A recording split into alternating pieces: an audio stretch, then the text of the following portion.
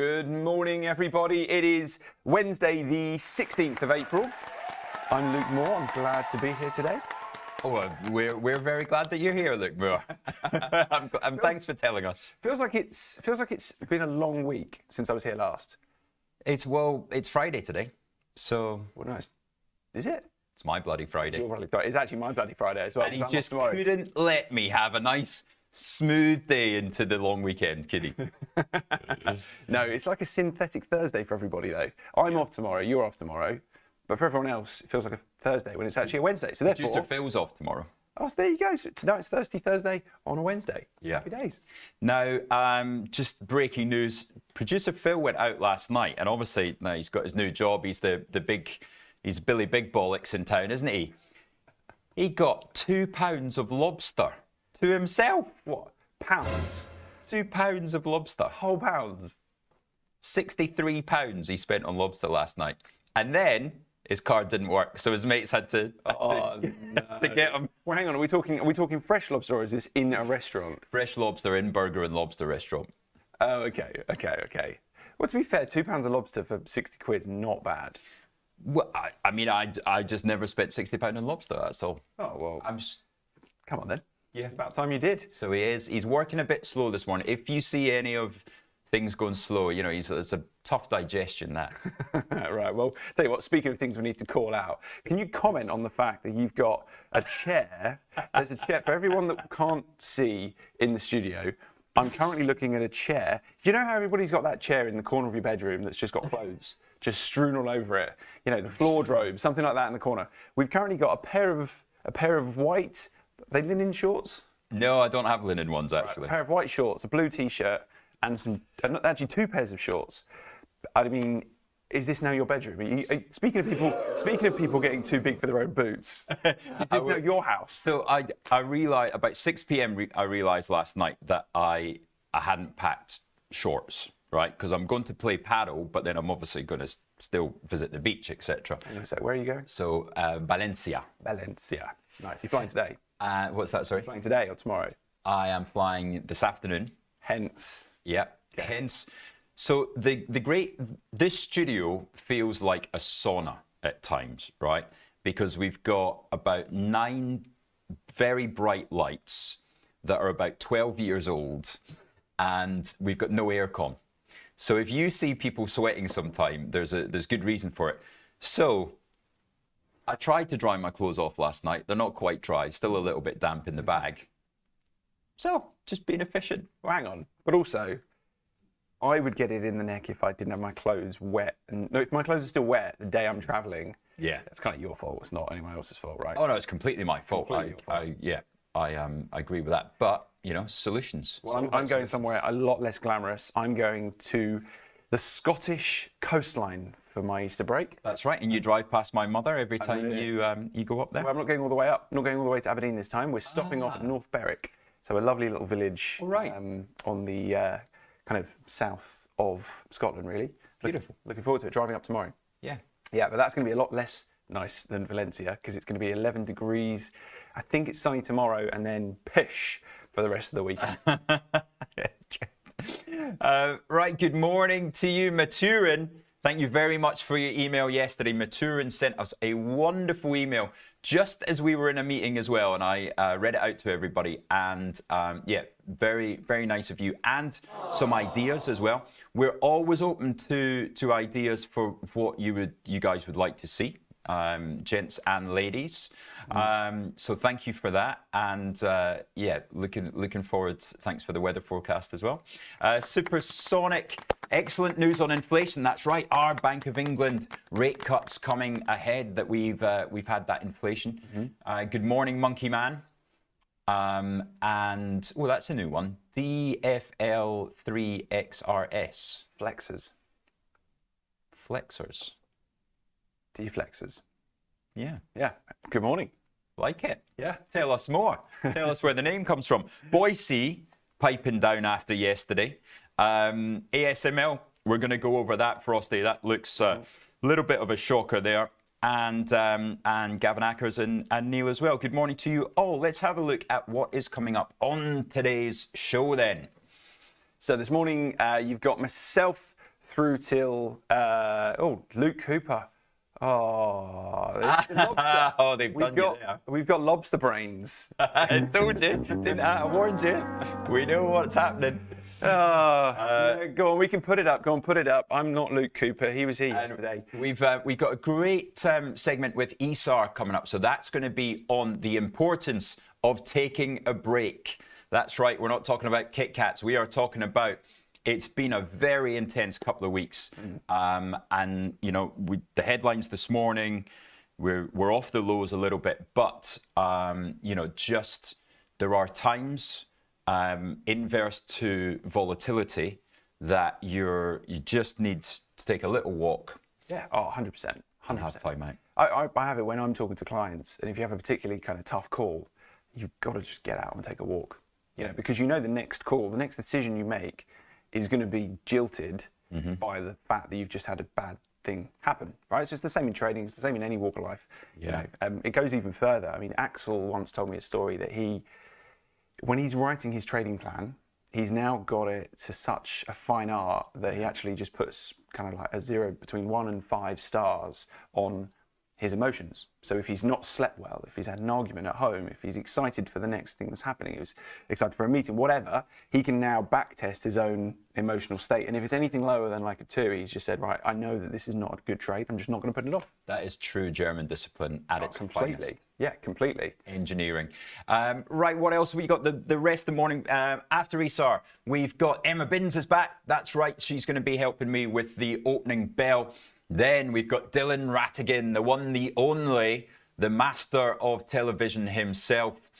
And then 9:35, 9:40, we're going to have a look at Gen Z investing habits and spending habits, right? So Emma's going to look at maybe how her and her age group's spending differs from yours would have, mine would have, Monkey Man's would have back in the day. What companies are future-proof and what ones are going to have to switch things up. So that's going to be it's going to be really good for longer-term investing. I got properly age-checked recently. Right, I don't think I'm an old man, but I'm 33, right? And You're not only 33, are you? I am 33, 100%. And I was at a friend's house, and they had his son's. Sorry, it was his niece. Niece was around with one of her friends. They were 18, 19 years old. Yeah. And one of them was thinking about going to Nottingham University. So I was like, oh, great, that's where I went. Let me tell you some stories. And I started to tell a story. They always did a summer festival on the Downs, kind of the big kind of fields and wooded area in the middle of the campus. Amazing. And I said, oh, you know, we had these guys, N-Dubs. And they went, who? I said, N-Dubs, you know, the Dappy and Talisa and all these guys. They're like, nah, no idea. That's the first time I've ever been age checked. I was like, oh God, that was only about 10 years ago. So there used to be a nightclub in Nottingham, and it was built in a theatre. Okay. So it was you know, obviously. Gatecrasher. When there's like levels to it, kind of all going down. It might have turned into Gatecrasher, but it was a now we are theatre. Age, yeah. So there was different floors to the nightclub all the way down. Mm-hmm. I watched Steve Redgrave win his Sydney gold medal in the 2000 Olympics in that nightclub. They stopped all the music. They put him up on the big screen. It was like midnight because of the time difference, and you saw it. It was a great night. Oh, that's pretty cool. Yeah. That is pretty cool. That definitely ages me. Enough of this nonsense. Should we move on to overnight action?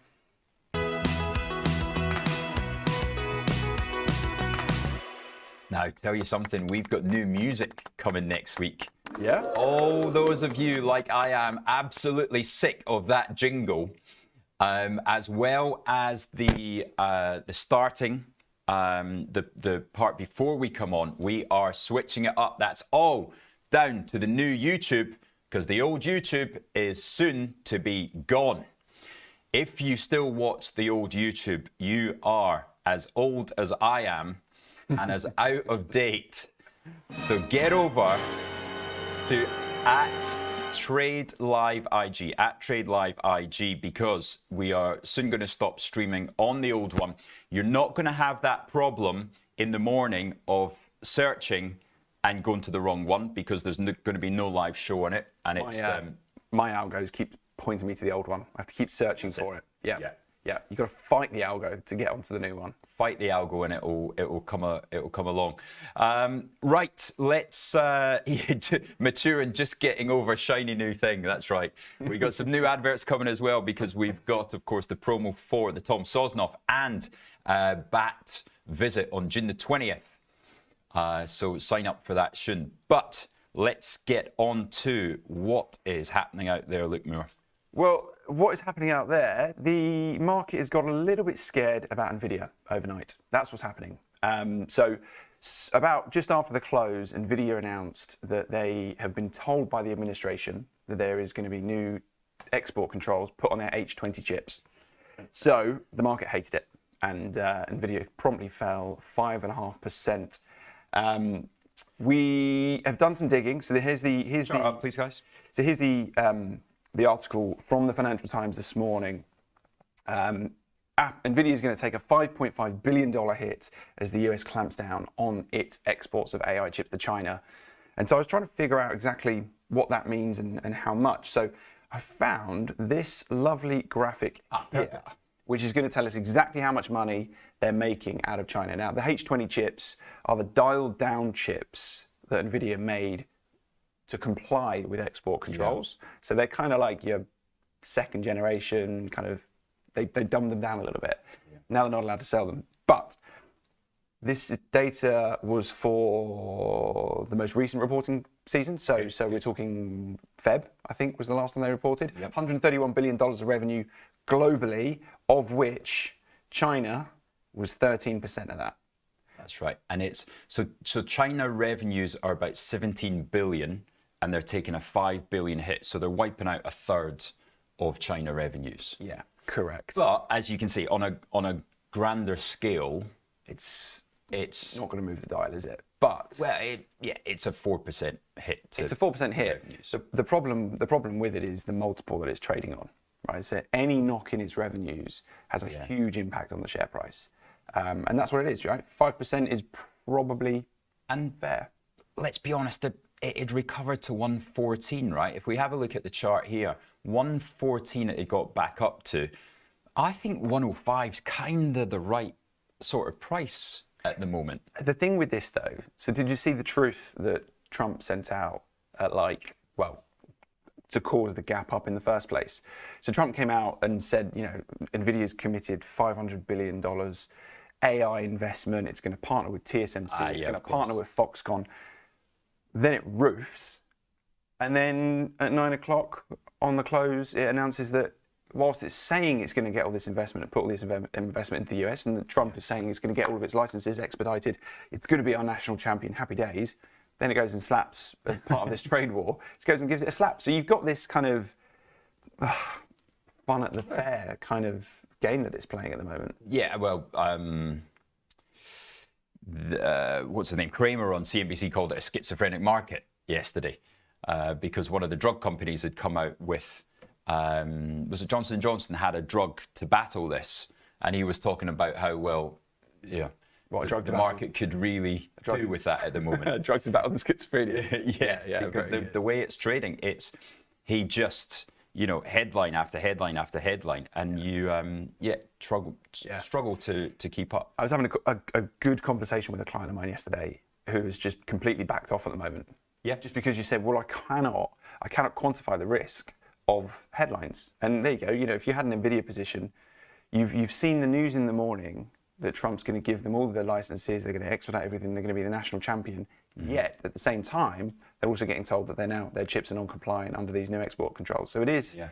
It's just. You're right. It's schizophrenic. The only thing that I do, I am being acutely aware of is this administration are keeping all their cards so close to their chest because they've now got 90 days to do all these trade deals. Supposedly there's 90 people that are currently in conversation with the Treasury, of which 17 are close, including ourselves. So there's going to be these ghosts that we're all chasing under, people trying to negotiate with the administration. So yeah, just be aware. That's the only thing I can say is just be aware of these headlines and manage risk as a result. So we've got the story in the Times this morning on this race to stop the tariffs hitting British medical industry. So that is, of course, AstraZeneca, and quite an interesting picture there. Not sure what that's got to do with it, but Actually, on that, did you see Vance yesterday? yeah, Eddie Vance dropping the trophy. such a chump. He really is. Yeah, so there's a frantic talks going on at the moment about a wider deal which will encompass exemptions for Glaxo and AstraZeneca. Hopefully, nothing to suggest it will, but there's Mandelson looking troubled. And here we see JD Vance raise hopes of an economic deal between the UK and the US yesterday, saying there was a good chance of a great trade deal between the two countries, which of course would not take place if we were still in the EU.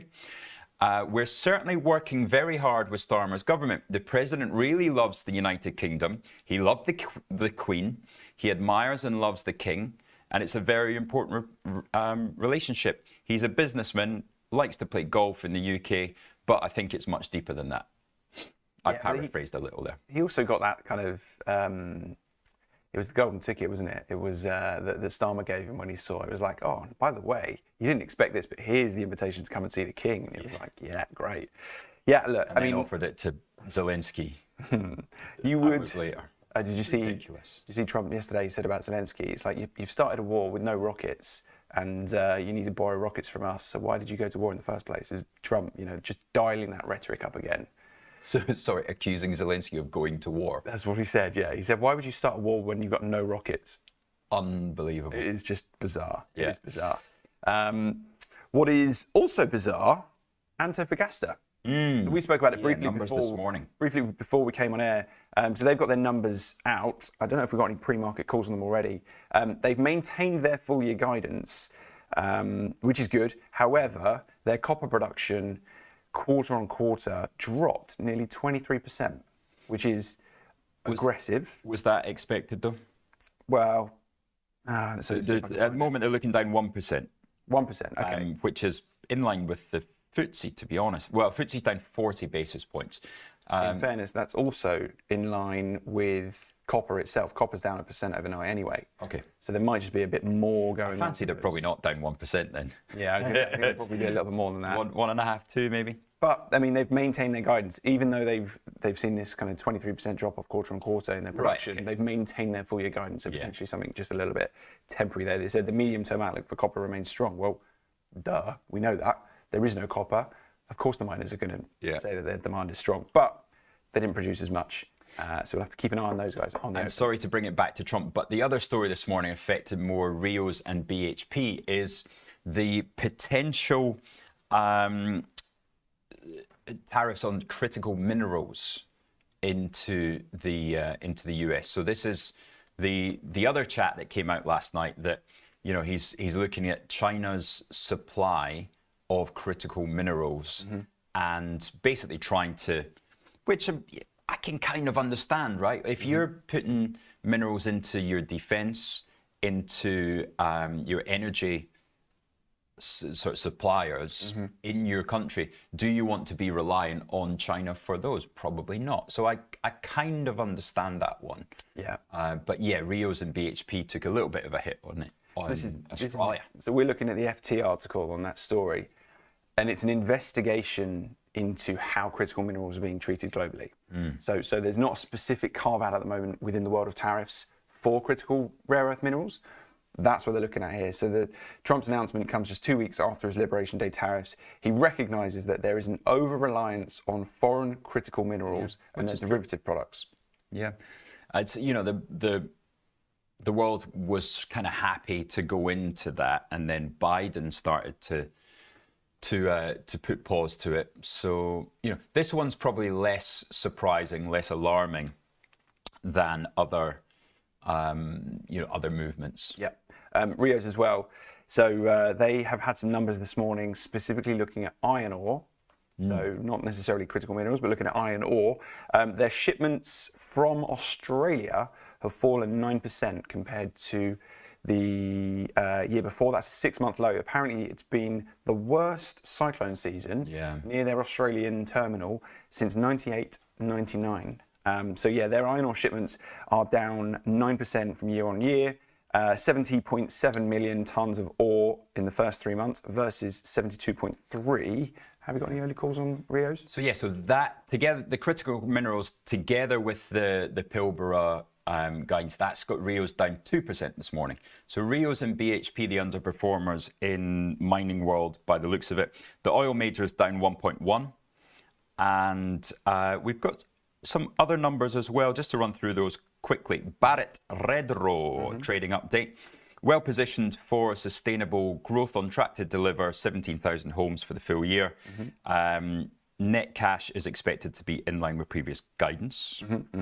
They've sold 93% of their forward order book already, which is good. Nice. So that's good. So they've just reaffirmed.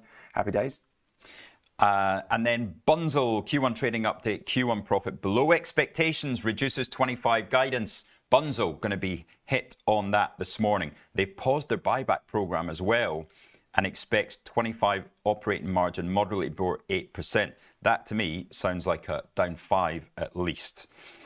Then Hayes, never traded it in my life. No, Hayes, the machine rental company, right? Is that them? To be honest, I couldn't even tell you. I'll tell you what, let's have a little look. Do you know, McKelvey will know that one. Oh no, it's recruitment. Recruitment, yes, you're right. You're right, yeah.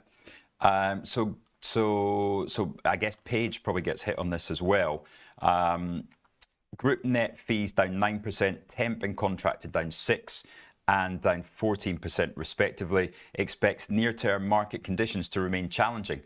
Well, I would expect more than that if we go into this, slowdown. That there was a guy on CNBC this morning, Julian Howard, and he works for GAM, and he was talking really bearishly.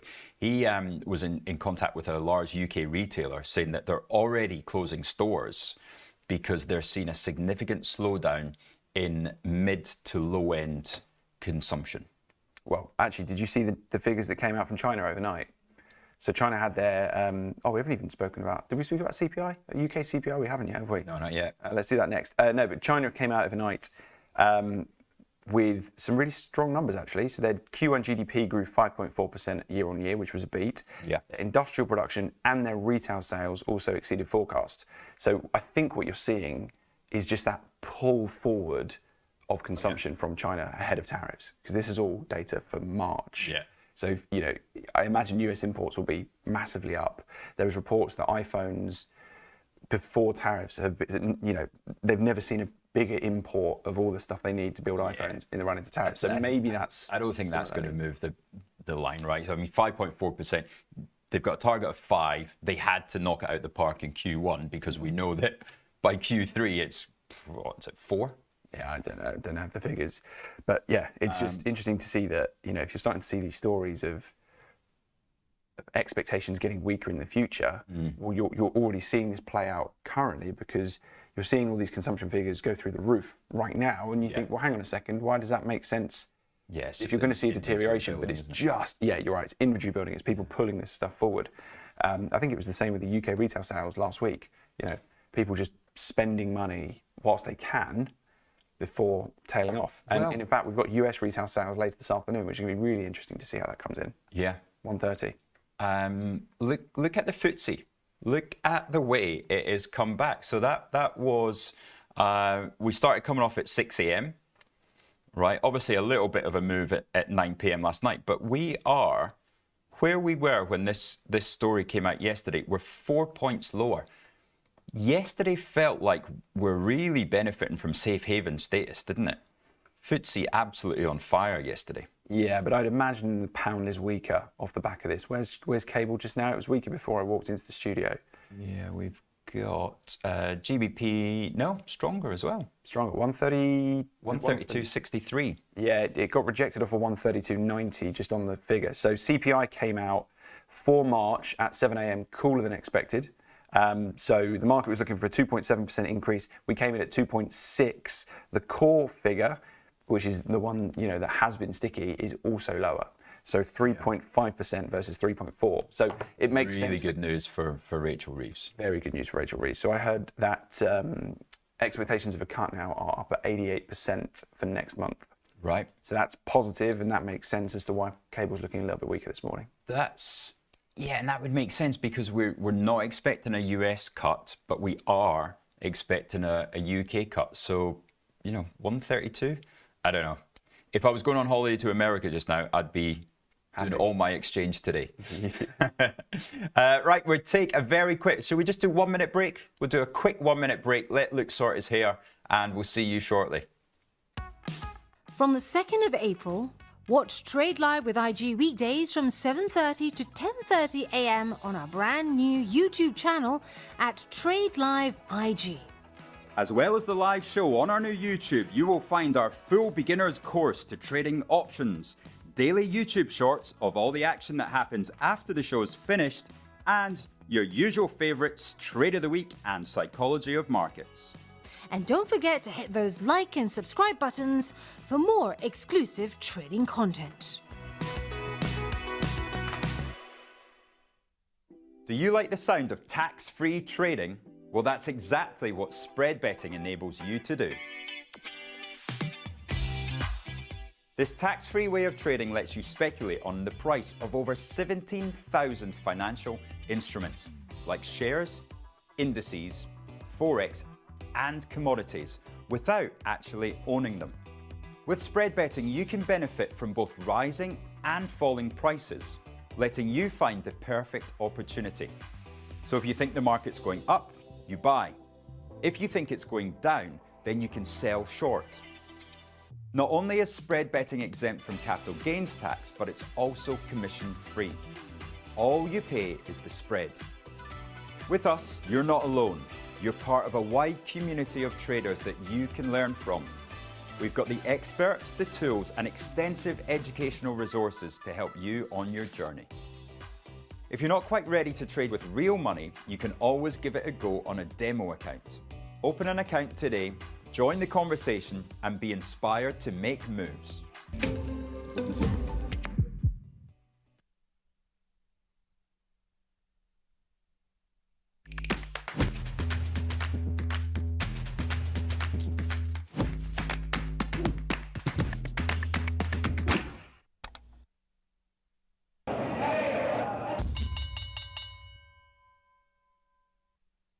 Right, so World Free Speech hitting us up in the chat, expecting a Netflix stock split. Hadn't heard about that theory around, but it makes sense.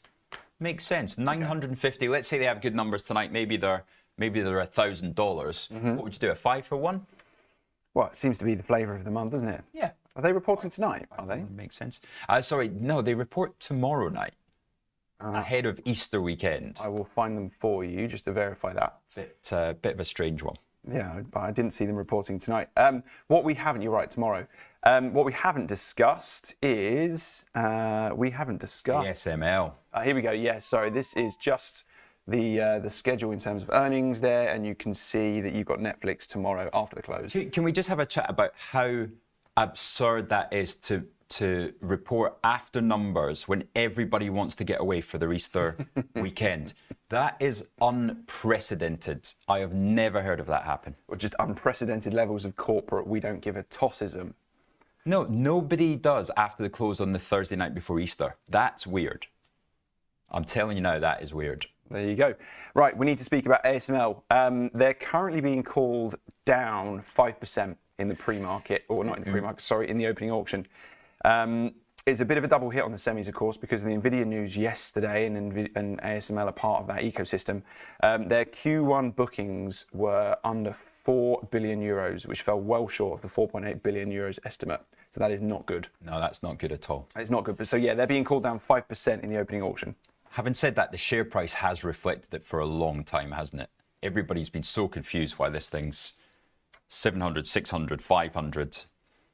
So, yeah, that's going to be one to watch. What else are we watching? We're watching the miners. We're watching the miners. We're watching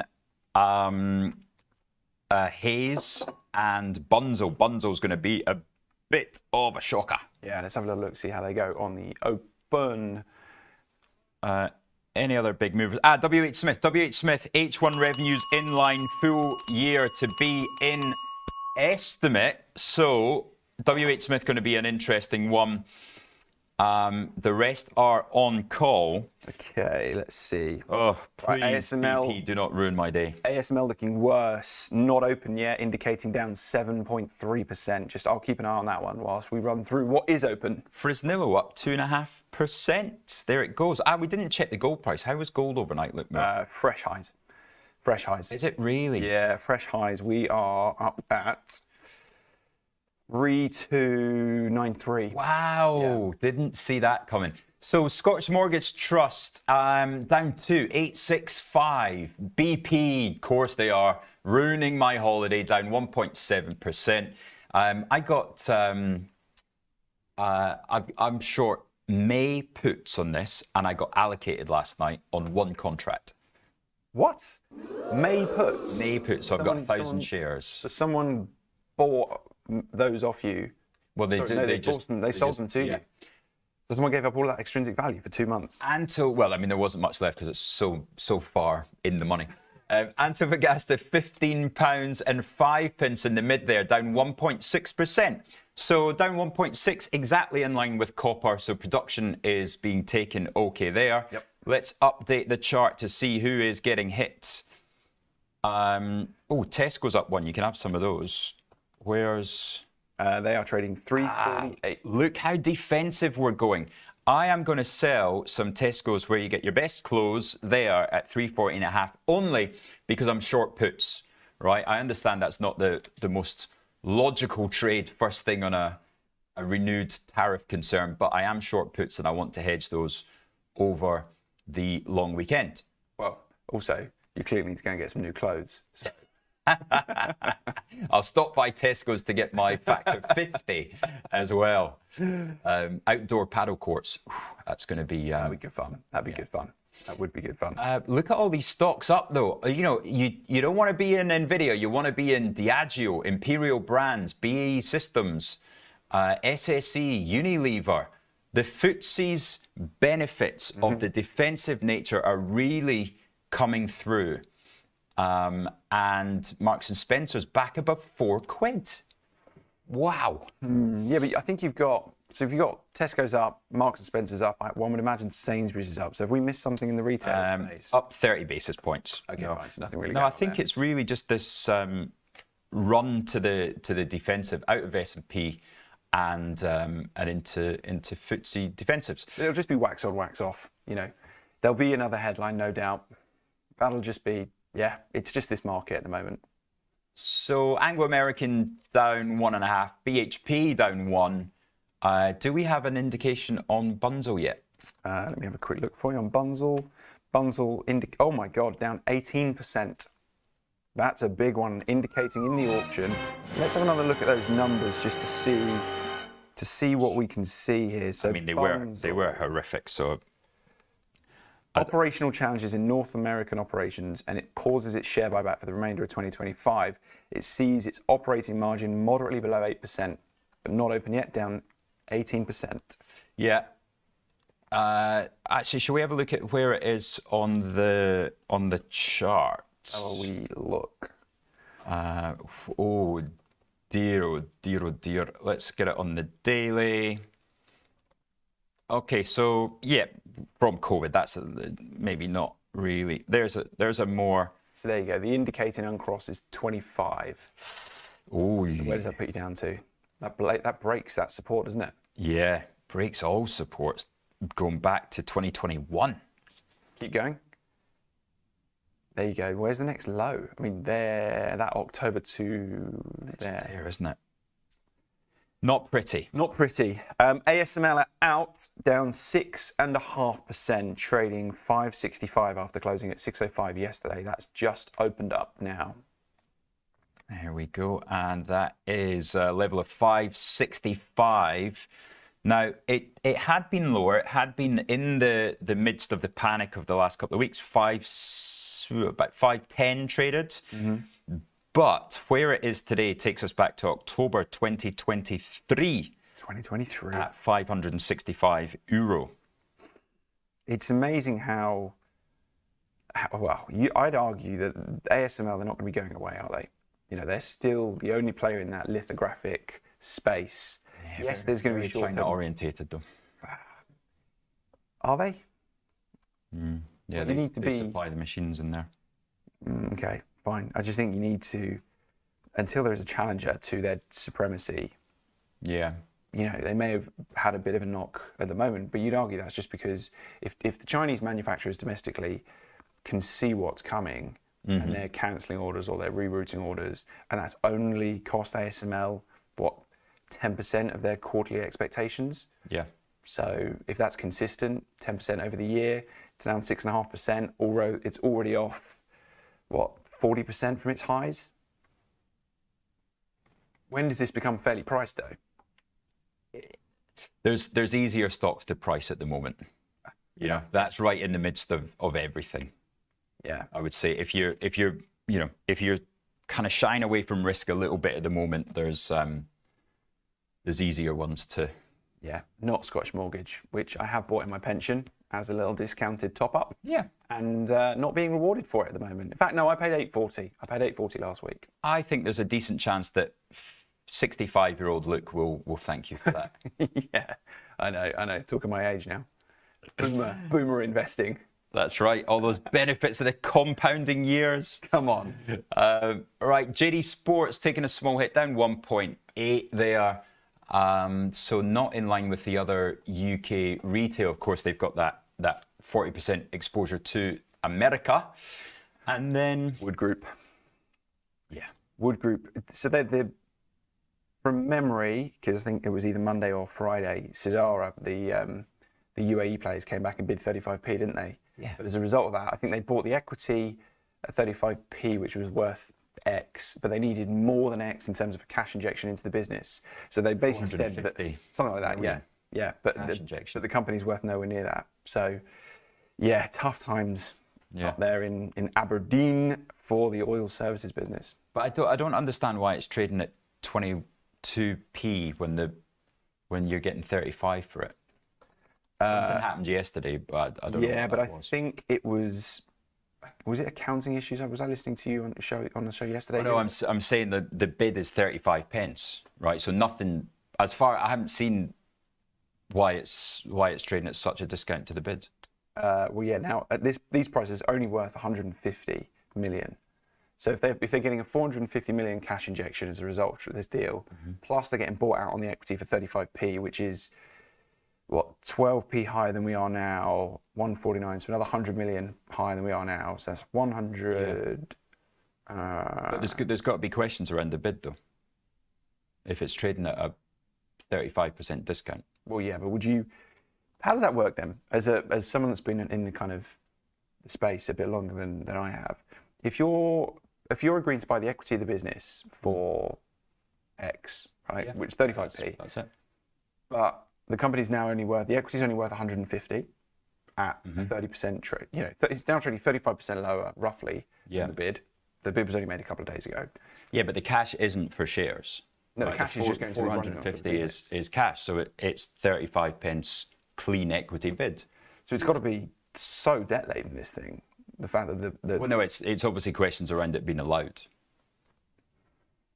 Yeah, whether it gets through, because 35% is aggressive. Considering Sidara, these guys have been fishing around for these guys for the last couple of years. Yeah. You'd have thought they'd done their homework on it. Yeah. But down 4%, another 4% today. There's definitely something there that, yeah. Again, would you go anywhere near it? Yeah, would you go anywhere near it? That's the thing, right? Because share price, price discovery is pretty easy, right? Buyers and sellers. Yeah. We can talk the stories all we want, but are you stepping in to come and buy this at 22p? Is James, he's saying no firm bid yet? Offers conditional. Right, okay. Fine.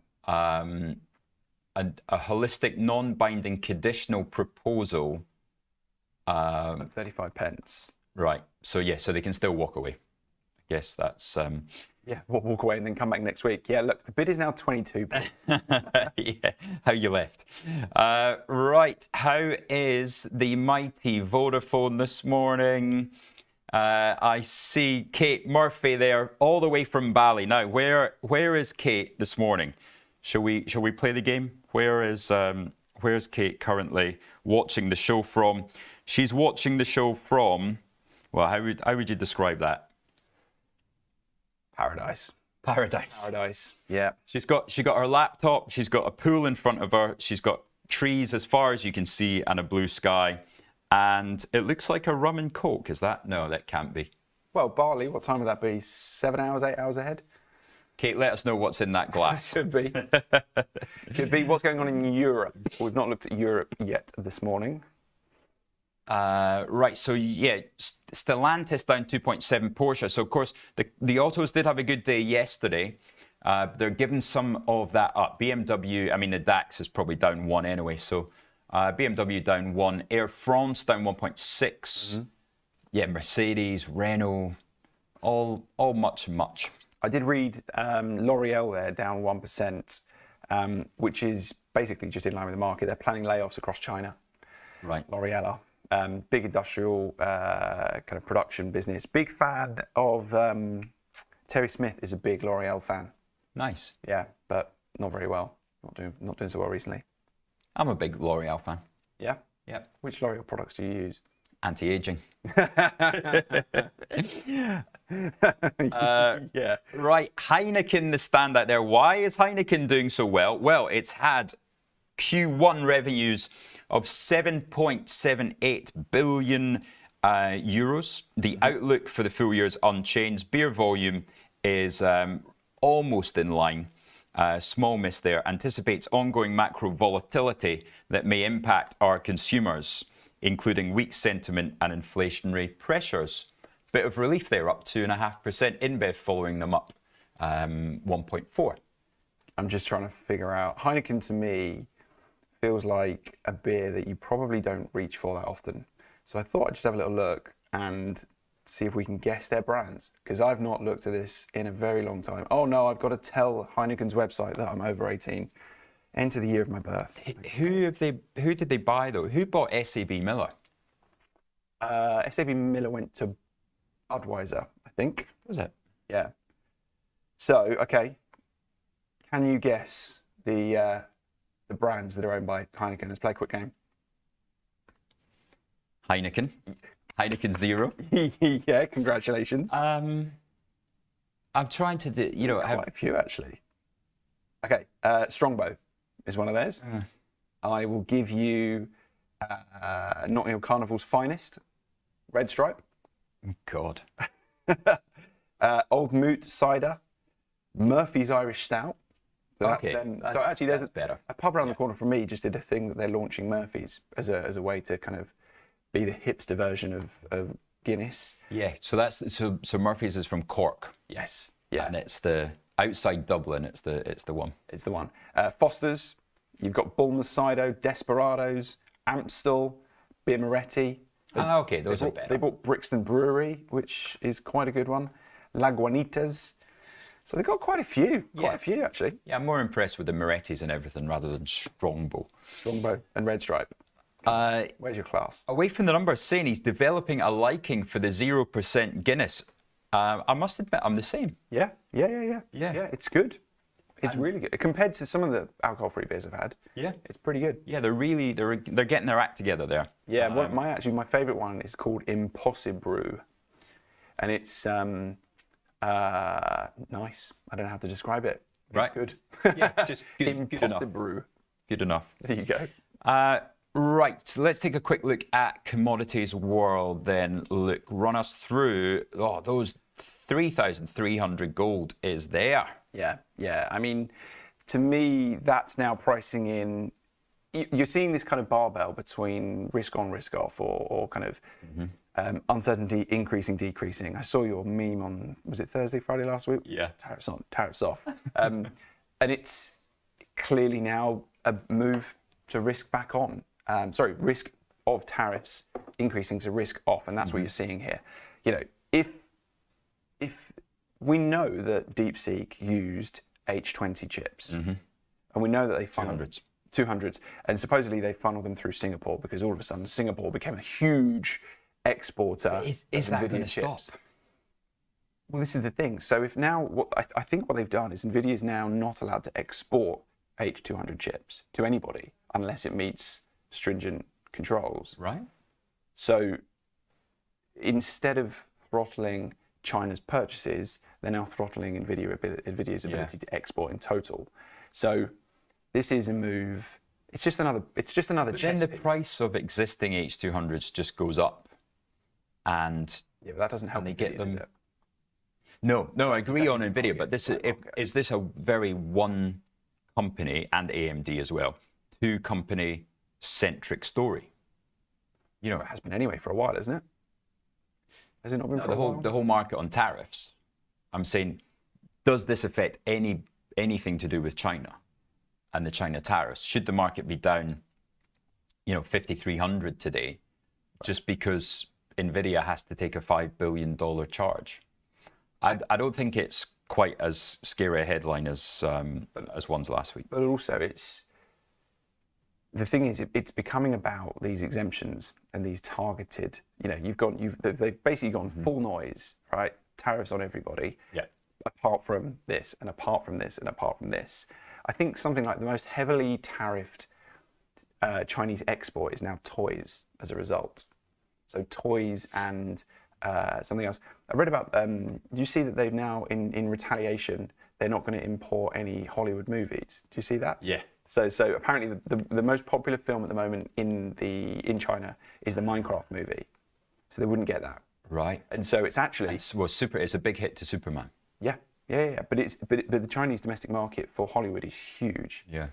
So if it sounds quite punitive to say, oh, we're not going to watch American movies, but that's a big hit to kind of the Hollywoods of this world, which we know is I don't know how much money it brings into the US, but it's definitely an ego industry that they want to protect. Yeah. It's obviously just gone through its whole problems with the writers' strike and the actors' guild strike and everything that's come with it. It's just getting back up on its feet. But now if the biggest buyer has left the market, or one of the biggest buyers has left the market, what does that mean? But doesn't this all just come together into the deal? It's again pushing them towards making a deal. Yeah. Right. And the quote of the day is the ball is in China's court. Right. And that's Besant really pushing this idea that there is a deal on the table. I also got a notification. First notification I saw when I woke up this morning was that China changes its delegation, its negotiation delegation, because it's not working. So that was a Bloomberg story. What do you mean it's not working? So as in they're not getting through, or? Well, they're clearly not. Deals aren't working. So like we used to do with the EU as well. Well, interestingly, that's what the EU said yesterday. So did you see the headline that came out yesterday mid-afternoon, basically saying the EU, we don't know what the US want. It was the story that the FT ran with. So they've sent the delegates. They're having conversations, but it sounds like the US are going to just say, okay, what do you got for us? As opposed to, this is what we want, which is, it's like trying to argue with your missus sometimes. You just don't know what they want. She's watching. She's watching. You're in trouble, sir. I don't think she's watching. I'm very surprised. Yeah. Okay, good stuff right now. Please, there are a lot of you watching out there that do not subscribe to the channel. We want 400 today. We want 400, right? We're on 382. 382. I know. You just hit that subscribe button. Please, ladies and gentlemen, I don't want to sound like a Gen Z influencer, but we would very much appreciate you hitting the like, the thumbs up, and subscribing.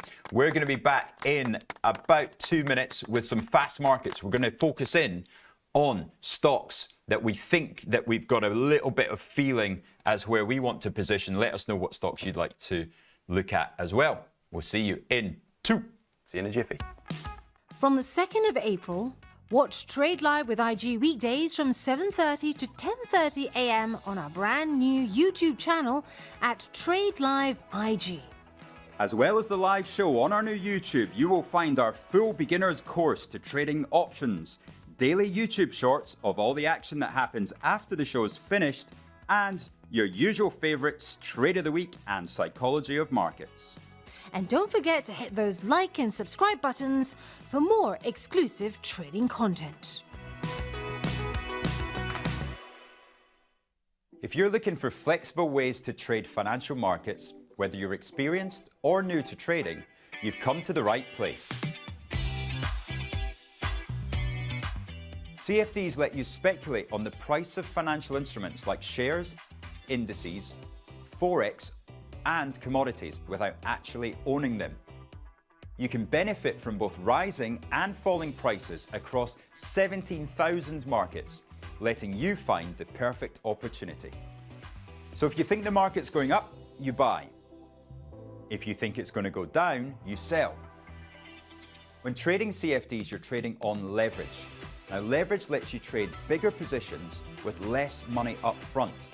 So this increases your profits on your trades, but also remember your losses are also amplified. So be sure to manage your risk. With us, you're not alone. You're part of a wide community of traders that you can learn from.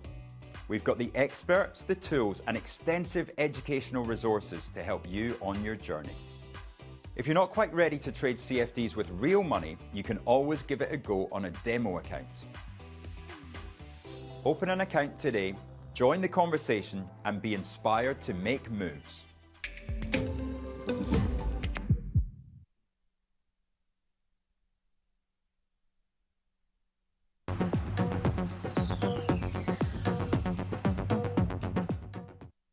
Welcome back to Fast Markets on this Wednesday, the 16th of April, and we were just super fast reading some of your messages and trying to see what we think of some stocks. Fast Markets number one, we spoke about Guinness, we spoke about Guinness Zero. Let's take a look at Diageo. Oh, Diageo.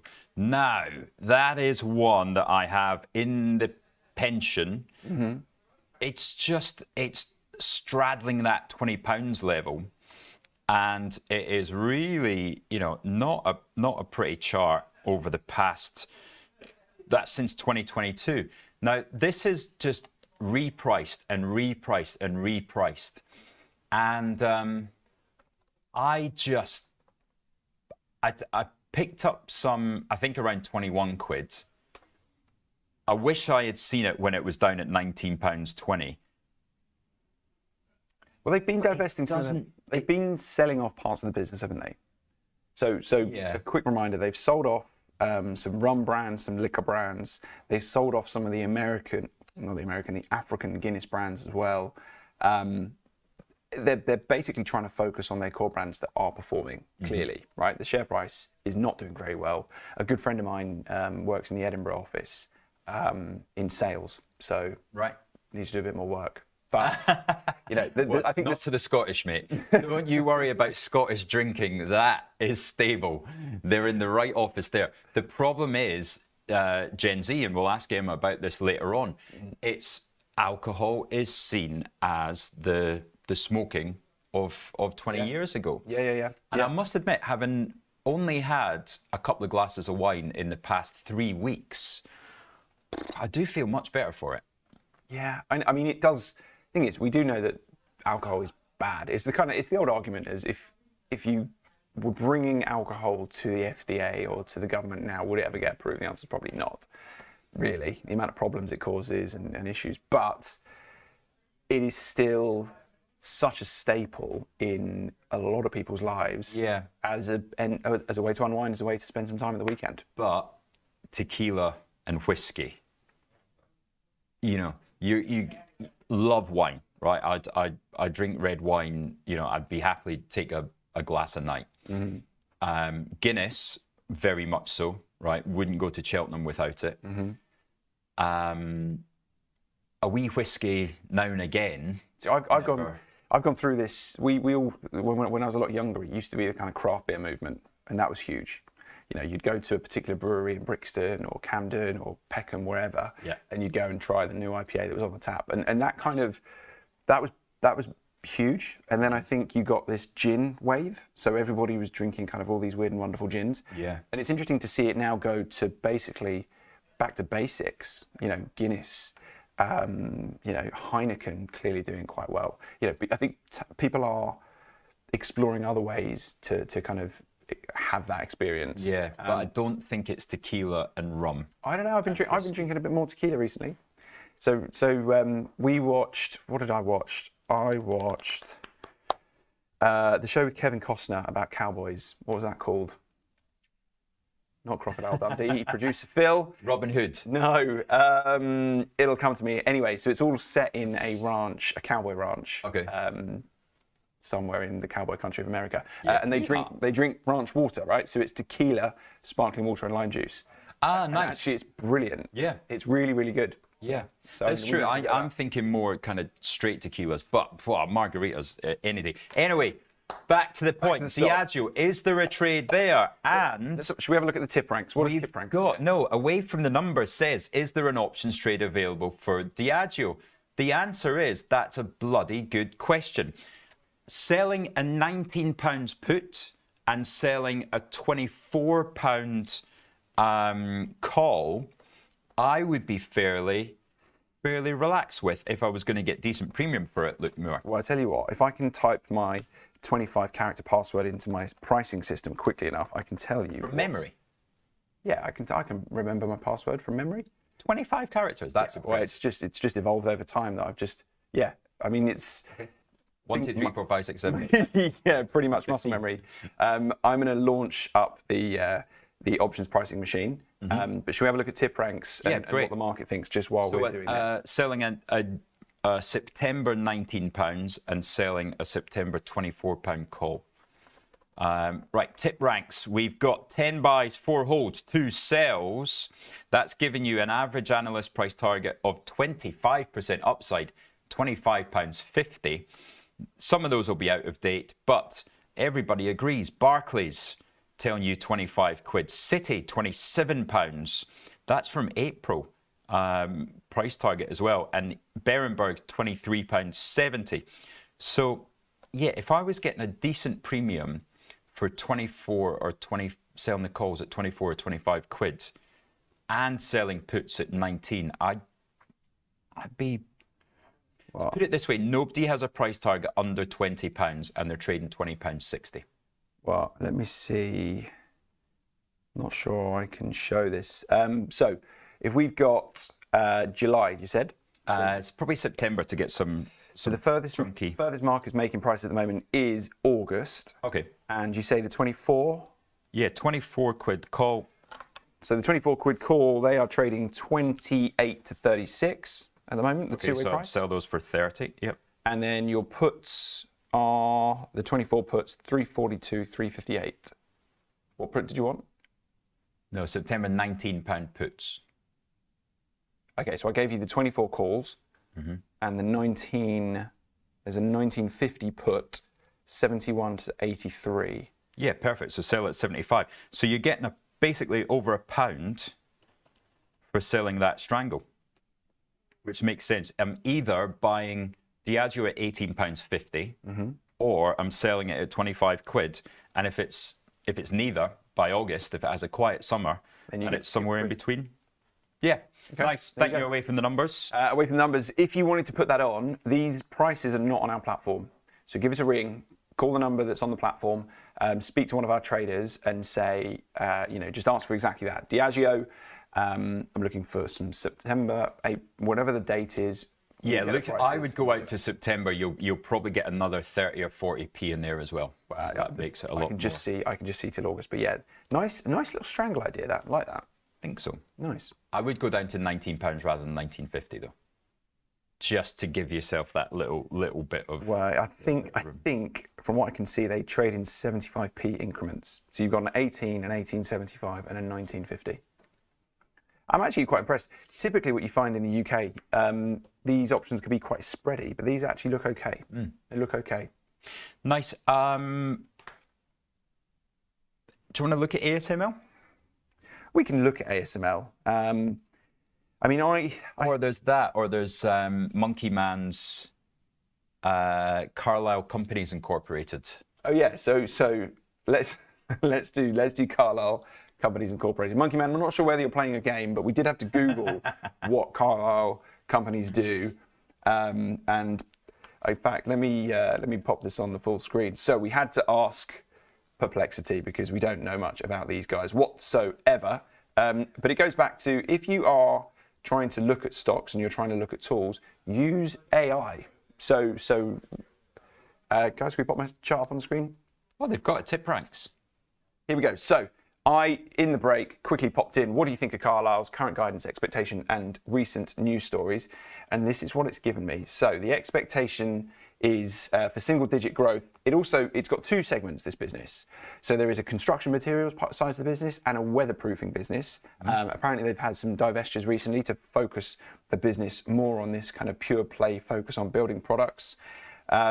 Numbers-wise, last year they did well, a 30% increase in their EPS over 2023, and their EBITDA margins are expected to expand by 50 basis points. So fundamentally, the growth story looks quite interesting. Yeah. Technically, what do we think on tip ranks? So tip ranks is they're positive. They're looking at upside. Just looking at the numbers are to be out on April 23rd. April 23rd. So a week today. Okay. They got numbers after the close in the US, and tip ranks, we're looking at only 5 ratings with an average price of 458, which is about 29% upside. Monkey Man, tell us what you think. That's the interesting one. So where have they been and where have they come from? Recent chart history? And where did they go? Where did they come from? Got an eye, Joe. Right, let's have a look at this chart then. Let's see why Monkey Man's interested in this one. There must be, that's decent, isn't it? Now. Yeah, so if you were going to build that, I mean, that's probably a decent fib level. It might have bounced off recently off that rally off the lows potentially. Right. Interesting. Well, yeah, it's certainly come down into numbers. So I'll be keeping a number on those. Frosty not impressed. Frosty doesn't like CSL. He's no interest. I tell you what might be interesting on these is I wonder, further investigation question I would leave to the audience is where are they getting their materials from? Because if they're a simple domestic producer, manufacturer, and distributor, are they going to pick up the benefit of these tariffs? Yeah. That'd be interesting to look at. Right. Back to, now look, Moore, you have not seen this. So this is my weekend work. But that suggests that I didn't watch the show Monday or yesterday. Well, we haven't heard your view on it, should I say then. So this is, of course, my matrix of potential outcomes for this year and the S&P 500 at the moment, right? Going from the top, column 1, where it says flat earnings year on year. That is if we get a continued shocker and there is 0 earnings growth on the S&P 500 this year. Then 252, that is still seeing some slowing, right? Tariffs impact more. So column 2 is if you think that this tariff chat impacts the economy and we do get a slowdown. Column 3 is the current estimate where we are right now today, and column 4 is where we were in January.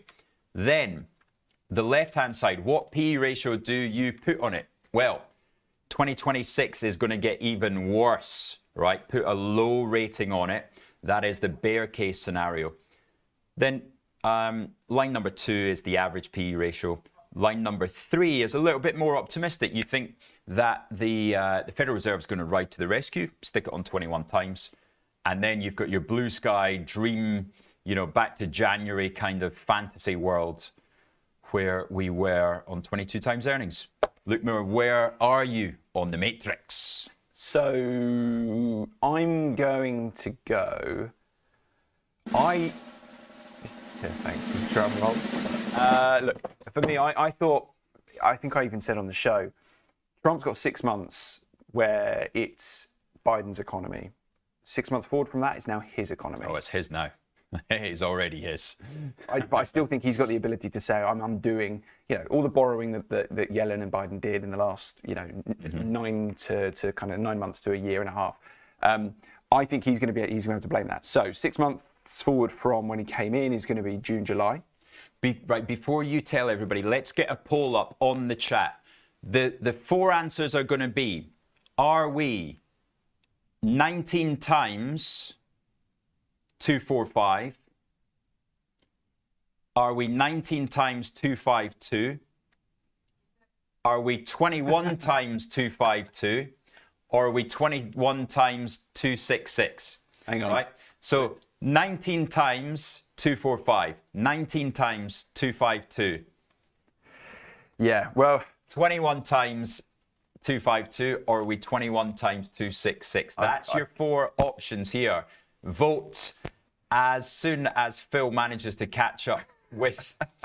Get that lobster out of your brain, sir. keep it simple, stupid. That's just too complicated. Is it? Where do you It's think? not too complicated at all. So complicated. Listening to what somebody says is rather easy. 19 times 245, 19 times 252, 21 times 252, or 21 times 266. What is it? Okay, I go 4 rate cuts, and I go 52.92. I think that tariffs are going to impact growth, but I do think we're going to see 4 rate cuts. I think the current pricing is for 4.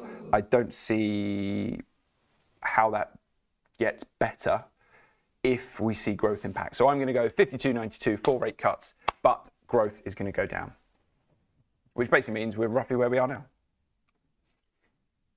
I think this exercise is really important for people that have got this buy the dip mentality, right? Because it's showing you What you're buying. what you're actually buying, which forget the technicals, right? This is real basic fundamental analysis. It's what all the economists look at, it's what the strategists look at, it's what fund managers look at. They don't look at the technicals, right? They look at the real price earnings ratios and earnings here. And that is telling you that we're really going to struggle. Yeah. Yeah. Okay, there you go. B2, A1 battleships. Yeah, much simpler. Why don't you just put it onto battleships? That would have been great. Okay, so let's see how this all shakes out. But look, I do think we're going to see a knock to There's some growth. bearish ones coming in here. I do think we're going to see a knock to growth. I think that is it's unavoidable with trade barriers going up. Okay, I do, however, think there will be some level of support because inflation, we're already seeing it start to come lower. It was interesting to see how retail sales comes out this afternoon, just to kind of get a bit of a gauge on the economy. You know, the Atlanta Fed now is saying GDP's come crashing down, but bouncing back already. Yeah. So there's a few things that suggest the data isn't as bad as the vibes are. The vibes are feeling quite bad. The data has a tendency to fall off a cliff incredibly quick once you actually learn how to take it right. Okay. Well, so 2007, we literally saw a brick wall. Early 2008, and it's funny, the data in China tied in with the start of the Beijing Olympics. So it slowed in America in Q1, and we got it reported in Q2.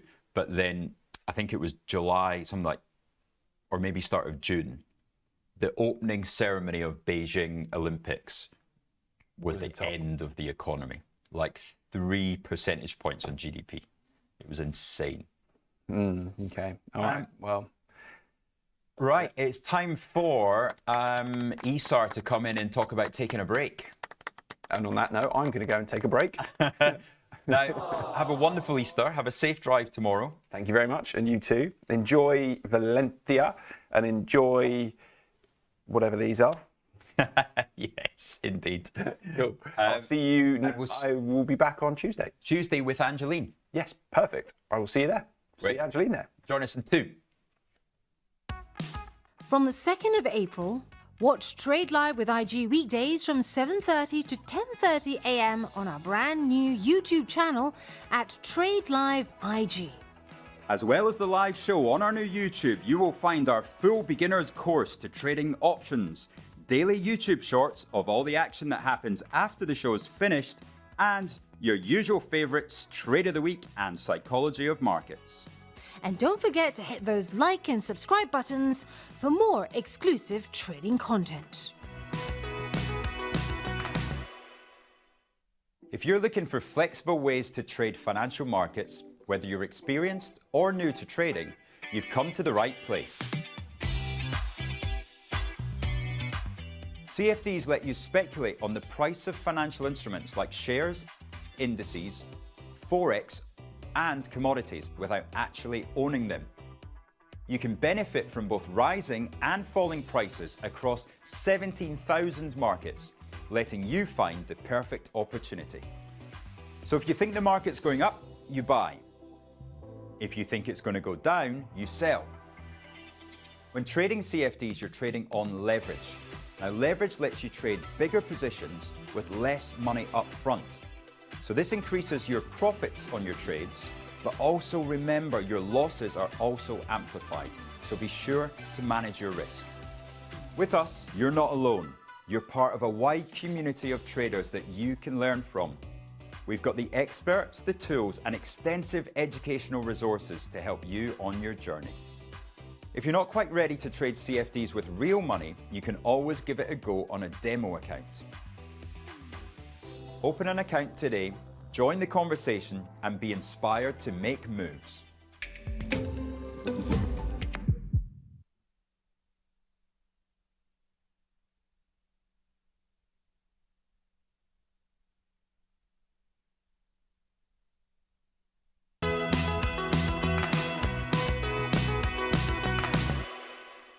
Welcome back to the Psychology of Trading. We have the man in the seat.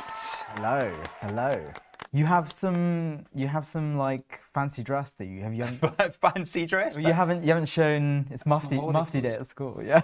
Isar, I didn't actually go through this in my mind until yesterday.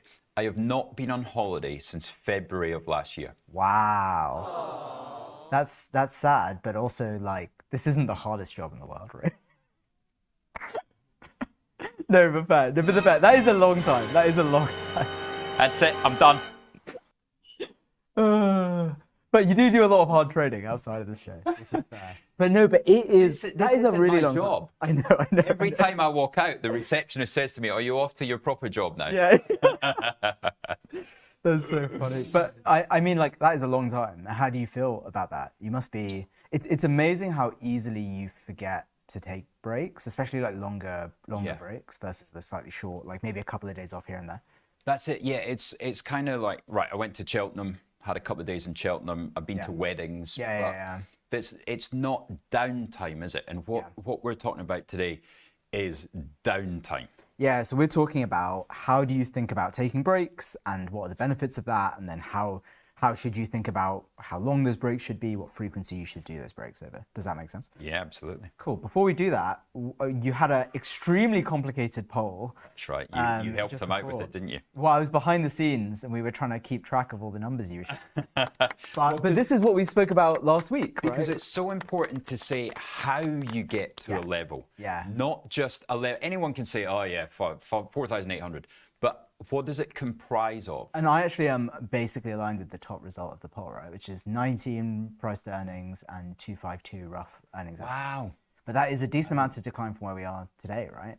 I think that's a really eye-opening poll, is that, because I'll tell you what, let's have a look on the... What are we at the moment? 53.80? No more. Because it took a decline, right? 53.30. Yeah. 20, yeah. But client sentiment, 58% of clients are long. Yeah. But 43% of viewers are saying that we're going 10% lower. Well, over the course of a year. So, I think it's like, my view is that this is going to be a choppy year in both directions. Mm-hmm.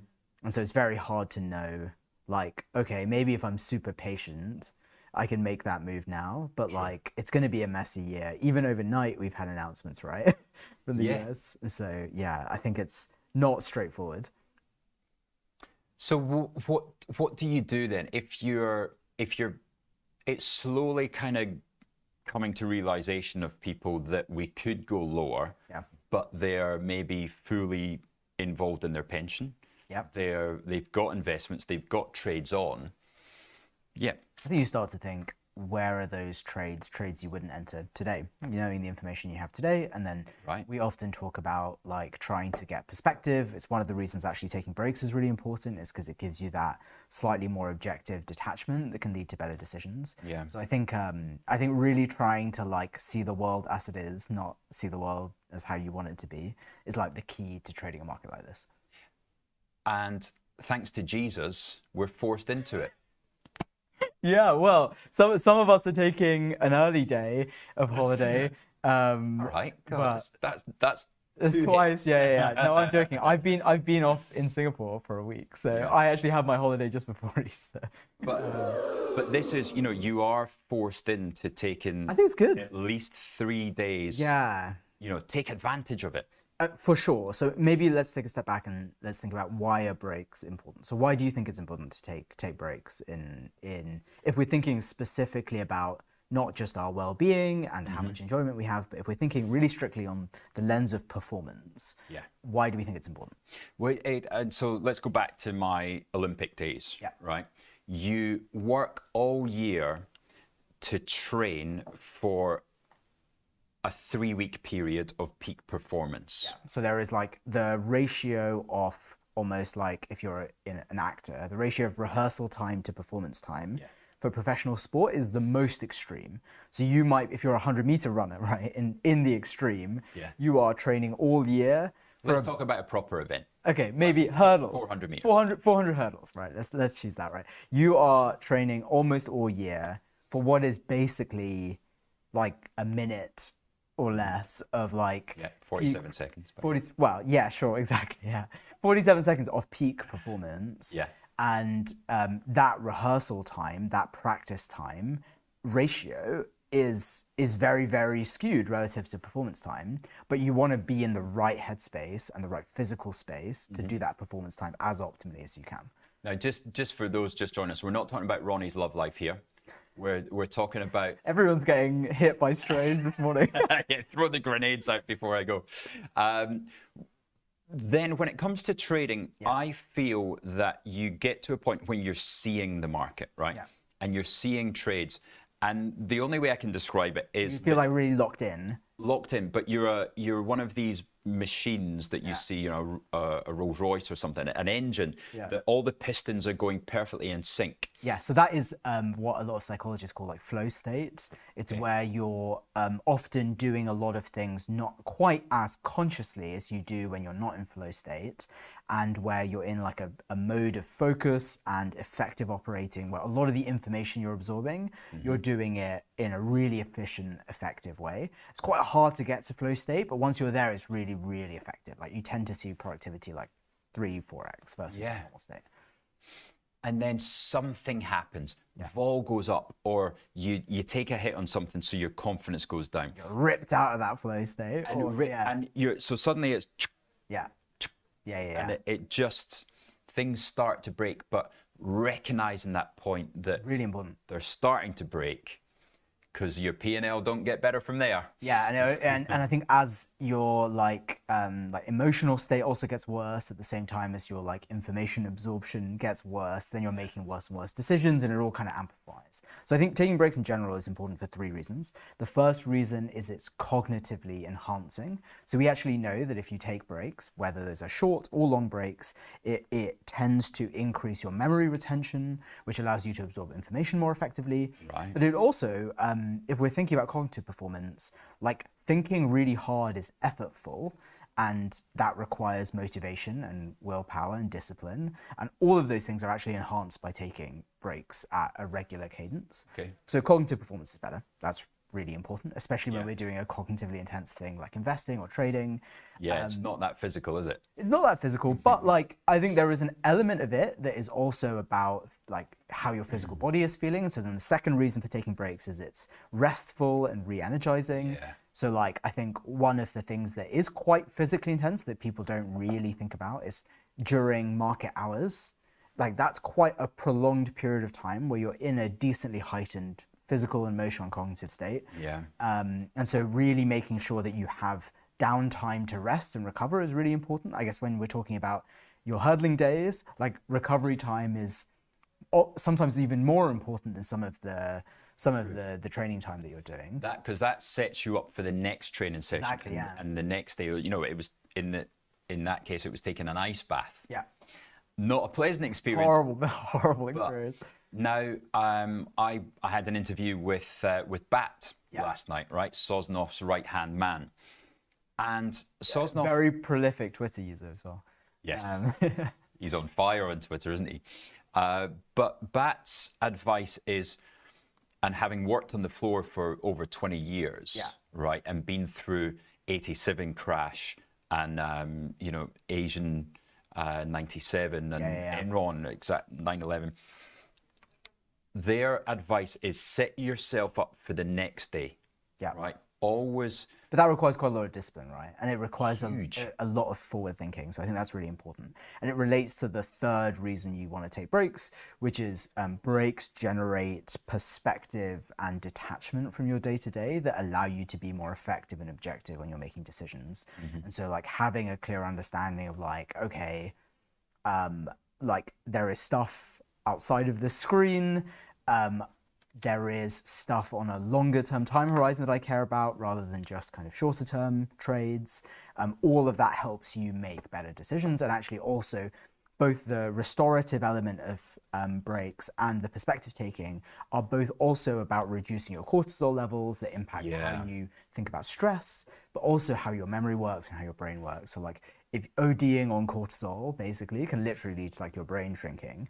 And so really trying to make sure that you're kind of giving yourself the time to recover from some of that and have downtime to decompress, is what my partner calls it. Right. Is really, really important. Yeah.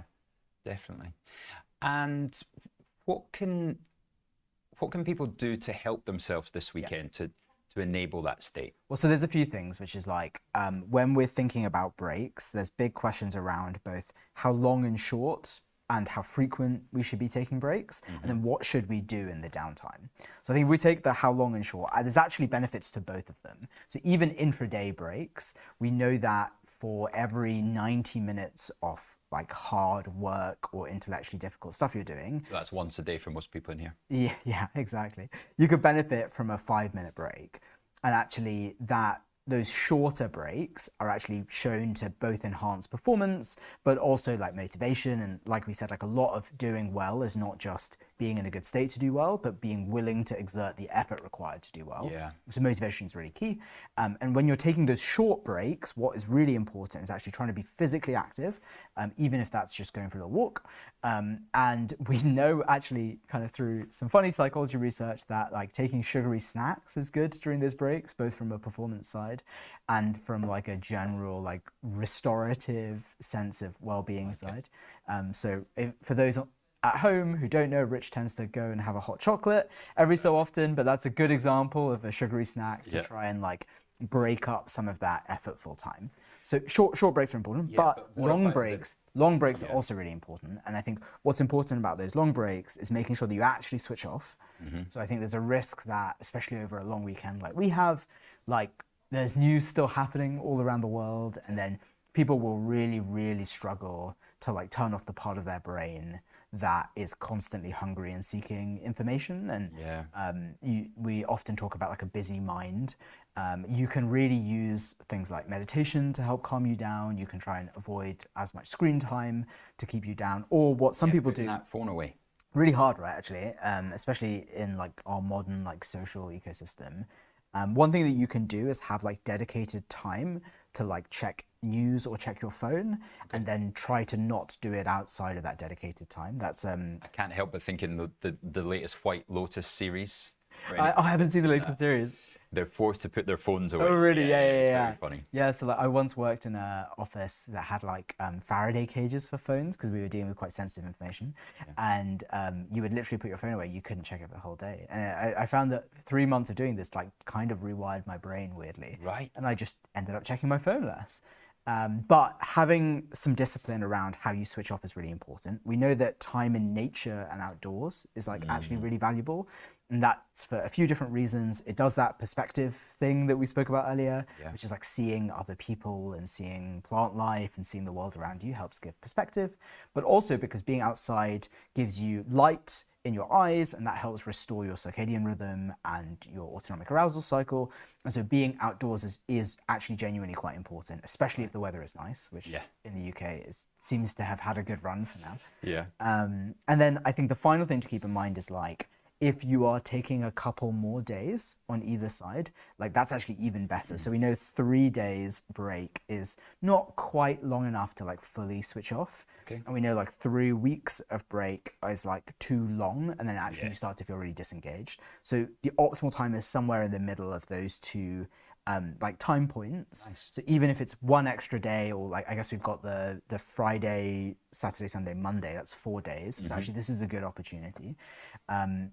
I think when you're thinking about some of those things, you should also, when you're coming back, not expect to be immediately like restored. No. One of the things we find funny is if you're taking a slightly longer break, where you see the positive cognitive enhancement is actually 1 to 2 weeks after the break. Oh, wow. So there's like this interesting trend where you go back, you kind of like go back and then like normal mode, you're catching back up, there's this like transition time, and then your cognitive performance gets better because you're a bit more rested, you have perspective, you've caught up, and then it's like steadily plateaus back to whatever your baseline was over time until you take the next break. Okay. That's really interesting. Monkey Man said, you ever stood in a Faraday cage? No, the ones they had were very small. Right. I haven't stood in a Faraday cage. Monkey Man, have you stood in a Faraday cage? I would be interested. That sounds like it would be a good story. Good stuff. Thank you very much. Away from numbers, saying Justin Rose's interview is worth a listen about being in the zone. Yeah. And there's a great book by Malcolm Gladwell that's called Blink, which is all about that flow state actually. And the opposite of that flow state, which is where you start to be very conscious and deliberate about what you're doing, and suddenly you feel like you don't have access to a lot of those automatic processing things. Okay. And that's where a lot of athletes then choke. It's very, very common in tennis, for example. And that whole book just goes through a bunch of examples of where people are in both extremes. That's Blink. And it's called Blink. Okay, wonderful. Isa, thank you so much. Have a wonderful break. Thank you. Yes, I will. Have a great break. Yeah, exactly. And I'll be back to do my easy job next week. Perfect. We'll be back after the break in 3 minutes. We got the US Open. Emma Binns is joining us. Ooh, that's exciting. Welcome to the exciting world of options trading. If you're looking to add a new dimension to your trading strategy, you're in the right place.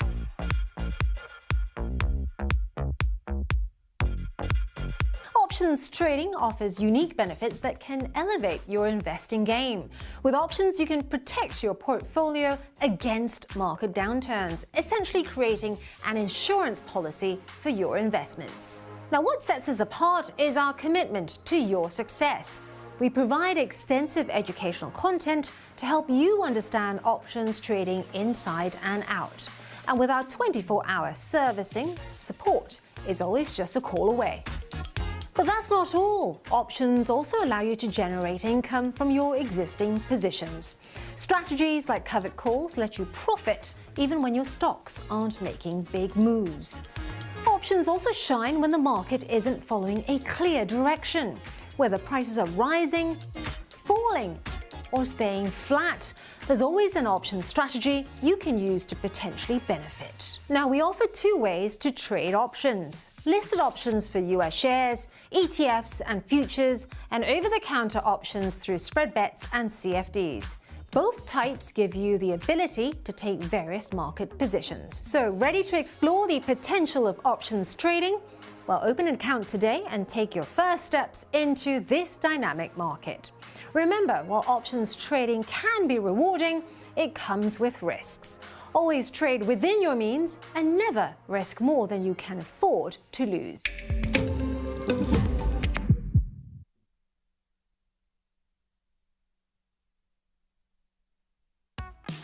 From the 2nd of April, watch Trade Live with IG weekdays from 7:30 to 10:30 a.m. on our brand new YouTube channel at Trade Live IG. As well as the live show on our new YouTube, you will find our full beginner's course to trading options, daily YouTube shorts of all the action that happens after the show is finished, and your usual favorites, Trade of the Week and Psychology of Markets. And don't forget to hit those like and subscribe buttons for more exclusive trading content.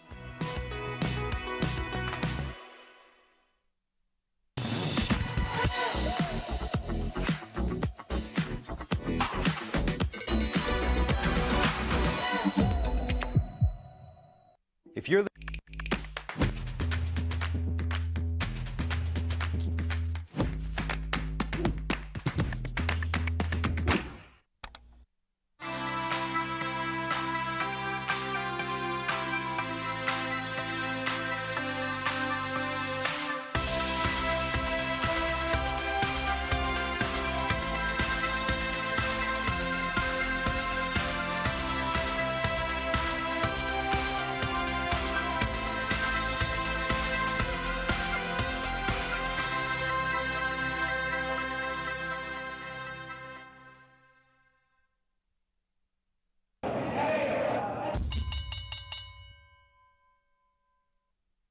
She's back with all the messages we got yesterday of what a wonderful performance she gave. Emma, busy all summer, are you, or? Yeah, pretty busy, that's the plan. There was one of the viewers offered you a job yesterday, basically, so. Oh, really? Oh, that's very sweet. Right, we're on to the all sessions opening bell. Oh my lord, there it is, down 6.6% in Nvidia. Go for it. What were we seeing there, Emma? So we've got down -7 on advanced micro devices, -6% Nvidia, Broadcom -5. Gosh, this isn't looking good. Moderna -2. Oracle -2.4, CrowdStrike again -2, and Intel nearly -3 as well. Apple's just hovering there at -2, same as Amazon. And what's down further there? Palantir Technologies -3.4, Tesla -3, PayPal about -1. Similar as General Motors and Goldman Sachs, Airbnb, all hovering about -1.2-ish. Right, let's have a look to see if anything is up. We've got United Airlines. Ah, yes, numbers after the bell yesterday. United and Delta both strong there. And yeah, American Airlines up 1 as well. So if you're in the airlines versus tech this morning, then, or if you're long Dow, short Nasdaq, then you're in for a win this morning. Then AT&T, Coca-Cola, and Johnson & Johnson backing you up there as well. What has that done to the actual indices? Let's have a look at the futures prices, Emma. Yeah, so we've got US 500 cash about -1.5, US tech 100 cash is -2.3, about that. FTSE 100 cash -0.7, Germany 40 is -1 about 1. What else is down there? Up, we've got 2-year T-note desimilarized is, I don't know how you pronounce that one. No, don't worry, it's just the 2-year. Yeah, 2-year and 10-year treasuries up on the day. So that's good news, right? Because we know we bottomed in the 10-year around about 109.60. So there isn't the same pressure on the 10 years, and of course lower prices mean higher yields.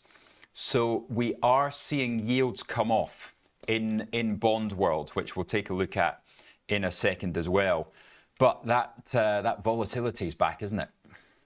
Is indeed. What's that at? Plus 5.6 about. Yeah, that was the one. And then gold, all that glitters is gold at the moment, with new all-time highs.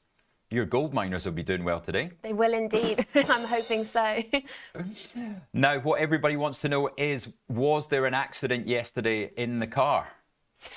Not quite. I was only driving around residential areas, so it was just about okay. And what stage, which lesson is this that you're on? I've done about 10 lessons so far. Oh, right. So, yeah. You should be on a the bit too motorways far down by the now. line to be making crashes, yeah. Right. Although last time I did stall at a traffic light, and it went green and then red and then green and then red before I could get the car going again. Any honks from behind? Yeah, a few. Yeah. That doesn't put any pressure on you at all, does it? No, nothing like this. And then big night last night out on the town in London? Not particularly, no. I was fast asleep in bed. Right. Yeah, knew you had an early one this morning. Good. Right. Well, I guess give us a little taster of what we're going to be chatting about in about 20 minutes' time. Yeah, sure. I'm really excited to be chatting about, are the youth getting poorer? I think it's a really interesting topic with uni student debt rising, house prices going through the roof, quite literally. And yeah, I think it will be good to have a chat about. Yeah, excellent. So we're going to be looking at sort of spending habits and saving habits. And yeah, and I guess comparing like the relative wealth of young people today versus our parents and grandparents' generation, and having a look at that. And great-great-grandparents. As my mum is now a great-grandmother. Is she? Oh, that's really sweet. So Right, so that's going to be in about half an hour. We've got Dylan Ratigan coming up as well at 9:15 this morning. So yeah, we're going to get into his experiences. Of course, has been a CNBC host. He created Fast Money on CNBC and then works every day with Sosnoff and the rest of the guys there as well. So, you know, really important to have somebody like that's wisdom at the moment. We've got both ends. We've got Emma with the kind of fresh ideas on markets and just learning, and then Dylan who's seen it all and some again. We'll go back to the all sessions, just get an update on how Nvidia is faring. Where does that sit with where we've seen it recently? Let's get a 1 hour chart up, and this will give us the kind of, oh dear, this will give us the idea that it's a similar move to April the, no, that was 31st of March, to April the 2nd. April the 2nd, before Trump tariffs, we were at 110, and that day we moved down to 104. Whereas today we've kind of gone from 114 down to 104. Mm-hmm. It's really tricky when people are getting thrown in and thrown out of markets like this, isn't it? It's much better time just to take we just talked about taking time out and kind of sitting back and being reactive rather than, proactive. So you put yourself in the position to be able to react to things rather than them forcing you in and out and throwing risk all over. Yeah, we were talking about that yesterday, about knowing when to react in sort of a knee-jerk way and when not to, which most of the time is to not. That's it. Yeah, it's and that's just about reducing your risk. Now, the management here have given an opportunity to people over Easter weekend, which I think is absolutely phenomenal. Guaranteed stops are not costing you anything over Easter weekend, right? So you can put futures trades on knowing that anything could come out over the weekend, and you put a guaranteed stop on there. So what would normally happen if I wanted to buy £10 a point of FTSE, knowing it's going to be closed from Thursday night until Tuesday morning, something really negative comes out and it drops 200 points. Even if my stop is 50 points lower, I get closed out 200 points lower.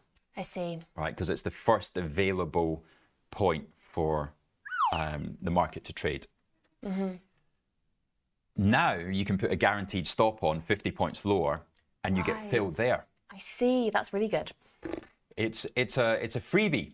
So with management offering you a freebie, take advantage of it, right? Use those guaranteed stops in any positions that you are doing over the weekend, rather than a normal stop, because there's no downside for you, right? This is a way of the management here really saying to us clients, we're here for you, right? We've got you on this one. We know it's been a tough week, so yeah. How very kind. Very kind indeed. Doesn't happen often, so yeah, you go for it. Right, so what's your plan for the rest of the day after you're out of here then? I'm off to a society sort of president's meetup somewhere else in London. So yeah, that's the plan. What does that consist of? Sorry, a president's meetup? Yeah, I think it's lots of different societies over the UK can sort of come and join together and meet each other. So that's my plan. That's a great networking opportunity, this one. It is indeed, brilliant. Yeah, I'll be chatting away. What about yourself? So I am on a train down to Gatwick as soon as we finish, and then I am, my flight's at about 4ish. Wow, very nice. I hope you've packed some warmer clothes as well. Oh, don't say that. I know when I went, it was chucking it down, which was slightly annoying as I only had summer dresses. No, let's go to break. Right, join us again in 5 minutes' time. We're going to get Dylan Ratigan set up, and we're going to be all ready to go. And then Emma's going to be back for us talking about spending habits of the youth.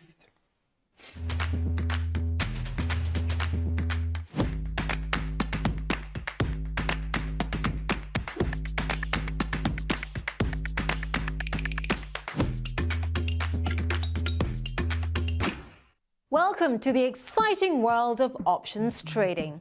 If you're looking to add a new dimension to your trading strategy, you're in the right place.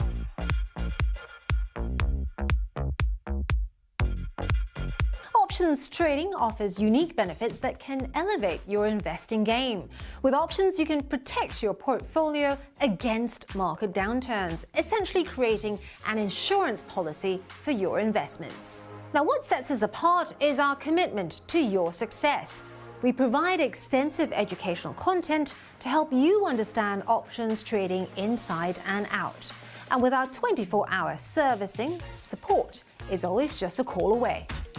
But that's not all. Options also allow you to generate income from your existing positions.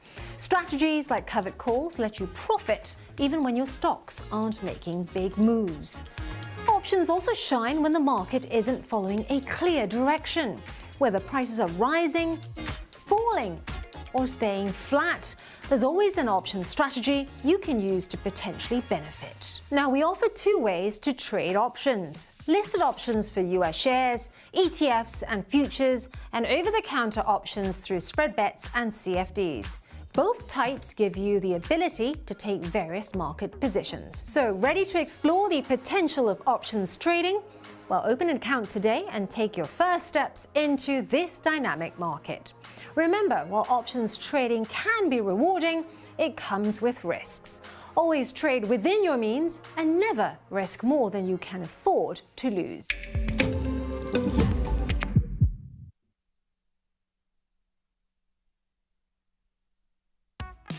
From the 2nd of April, watch Trade Live with IG weekdays from 7:30 to 10:30 a.m. on our brand new YouTube channel at Trade Live IG.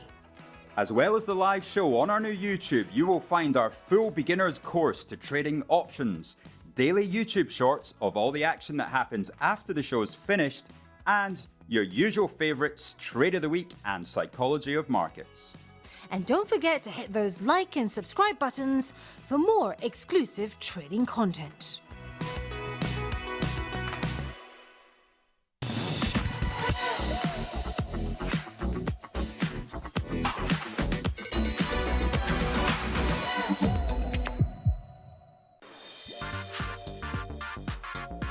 So today we're on set filming our latest ad campaign for IG Invest. IG Invest is the latest innovation from IG. It's aimed at those who are interested in investing or maybe have a bit of knowledge but want to become more experienced. And what we've done is created a really beautiful, easy to use app, and now we've got to publicise it, and that's what we're doing today and trying to capture. So we worked on this ad campaign with Otherway, who are our creative agency. And what we really wanted to do is think about breaking down the barriers to investing. And so we wanted to think of an idea that was playful, fun, but also inspired empowerment. So essentially, look, a lot of financial advertising can be quite dry, a little bit kind of wallpapery. And I think the idea was just to create something that was really eye-catching and kind of use that distinctive IG red, but put it in this really interesting metaphorical space where investors felt really kind of calm and kind of very effortless in what they were doing. So my work is colorful, it's poppy, it's quite surreal, and I think this is one of the projects that is a perfect match. It's really nice to have a company that's very brave in their approach, and I think as a creative, as a potential target audience of the whole thing, I think it's going to work very well.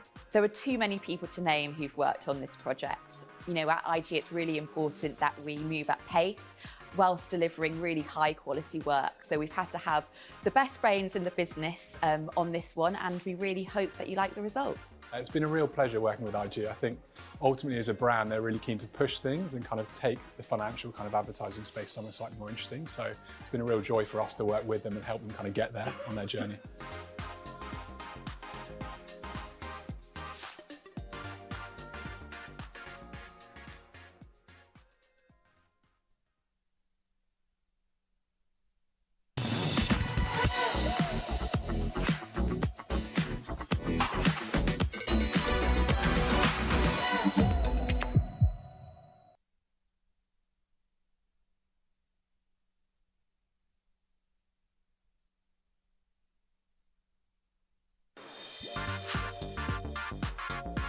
So today we're on set filming our latest ad campaign for IG Invest. IG Invest is the latest innovation from IG. It's aimed at those who are interested in investing or maybe have a bit of knowledge but want to become more experienced. And what we've done is created a really beautiful, easy to use app, and now we've got to publicise it, and that's what we're doing today and trying to capture. So we worked on this ad campaign with Otherway, who are our creative agency. And what we really wanted to do is think about breaking down the barriers to investing. And so we wanted to think of an idea that was playful, fun, but also inspired empowerment. So essentially, look, a lot of financial advertising can be quite dry, a little bit kind of wallpapery. And I think the idea was just to create something that was really eye-catching and kind of use that distinctive IG reds, but put it in this really interesting metaphorical space where investors felt really kind of calm and kind of very effortless in what they're doing.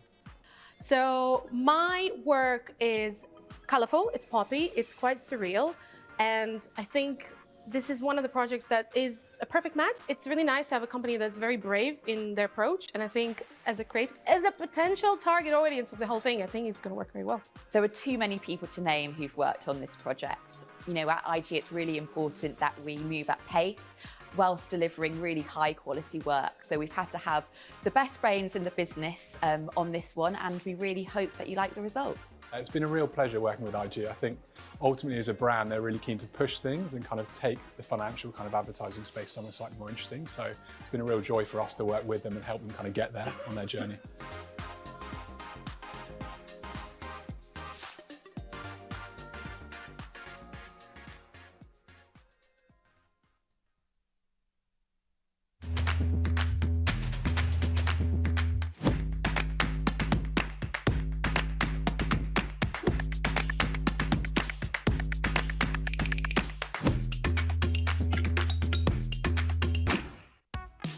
From the 2nd of April, watch Trade Live with IG weekdays from 7:30 to 10:30 a.m. on our brand new YouTube channel at Trade Live IG. As well as the live show on our new YouTube, you will find our full beginner's course to trading options, daily YouTube shorts of all the action that happens after the show is finished, and your usual favourites, Trade of the Week and Psychology of Markets. And don't forget to hit those like and subscribe buttons for more exclusive trading content.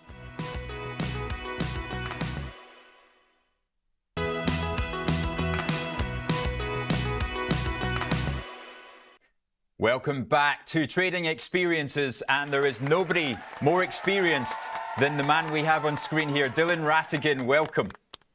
Nice to see you. How are you doing today? Almost up on Easter holiday. I'm surprised everybody's still at work.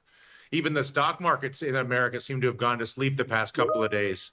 Isn't that right? How much premium was delivered back to investors yesterday? It was a beautiful thing. Sort of a fantasy of the tasty trade premium selling extravaganza. Although my inclination in talking to the gang last night was, if there was ever a time to buy for the VIX, I mean, not that I know getting long volatility is not the tasty paradigm, but if there was ever a time to get long volatility, I would think it would be today. And Sozlov told us not to do it at 8:30 last night, so therefore... Don't do it. They're going to tell you not to do it for sure. Don't do it. Yeah, But I mean, think about who the president is. Think about the intensity of both the expansion and the contraction. You've got the Fed chief later on today. That's right. I don't know. Sorry, go ahead, Rich. No. No, my other thing is I think the dollar's got to come back a little bit. I mean, I think if you got to, I can see getting long volatility, and if you don't want to get long volatility, which is lots of good reasons not to do that, I can see getting short. This is very short term, but a short euro, long dollar position seems mighty tempting at the moment as well, just because of the intensity of the move, and for that matter, long oil. Same reason, just on the extremes. And if there's anybody, you know, who knows about euro dollar, it's yourself, because of course you're coming to us from Milan. I live it every day. I live it every day. I generate, my business is generating income in both currencies. I'm obviously an American. I live in euro-denominated universe in Milan, and I'm very sensitive to the whole thing. I mean, that's not to say that over the next 5 years or 4 years there won't be a trend towards a weakening dollar. I think there's a strong case that there will be, but just from a trading perspective, this is not, the U.S. dollar is not a meme stock, and so you know it's hard to see how with the intensity of the move here that it doesn't have some room to snap a little back. I've heard European Union leaders been calling a few memes before, so you know that the reverse side might be true. I mean, so, yeah, some of them that are at the head of that organization, my goodness me. But yeah, let's take a look at the chart of euro dollar there. 113.75, Dylan. That's a gift to you across there, isn't it? Woo. I mean, no. I mean, it's a gift for my euro income. It's not a gift for the dollars that I generate in America that I need. Now I'm doing everything I can not to spend in Europe. But tell me how a chart can look like that, and how you can not see some reversal on that. Exactly. Even if it's just to sort of a 111. Exactly. That's all. I'm going to put my money where your mouth is, and I'm going to sell a little bit there. Only, you know, small size. There we go. Right. That's to pay for my my paella tonight in Valencia. Let's do it, baby. That's paella's on you. As long as this comes up. And now, can I tempt you, since I've got your bending your ear? How about how about a little long oil position? Same logic. So I'm already the other way. I'm long BP. So okay, you're already there. You're already there. I'm in it, and I'm in it from the wrong level, Darren. I'll tell you about that. I'm short the 420 puts on BP, and the stock's currently 340. So it's that'll hurt. Time to roll down and roll out, isn't it? Causes a little discomfort. Yeah, that one has.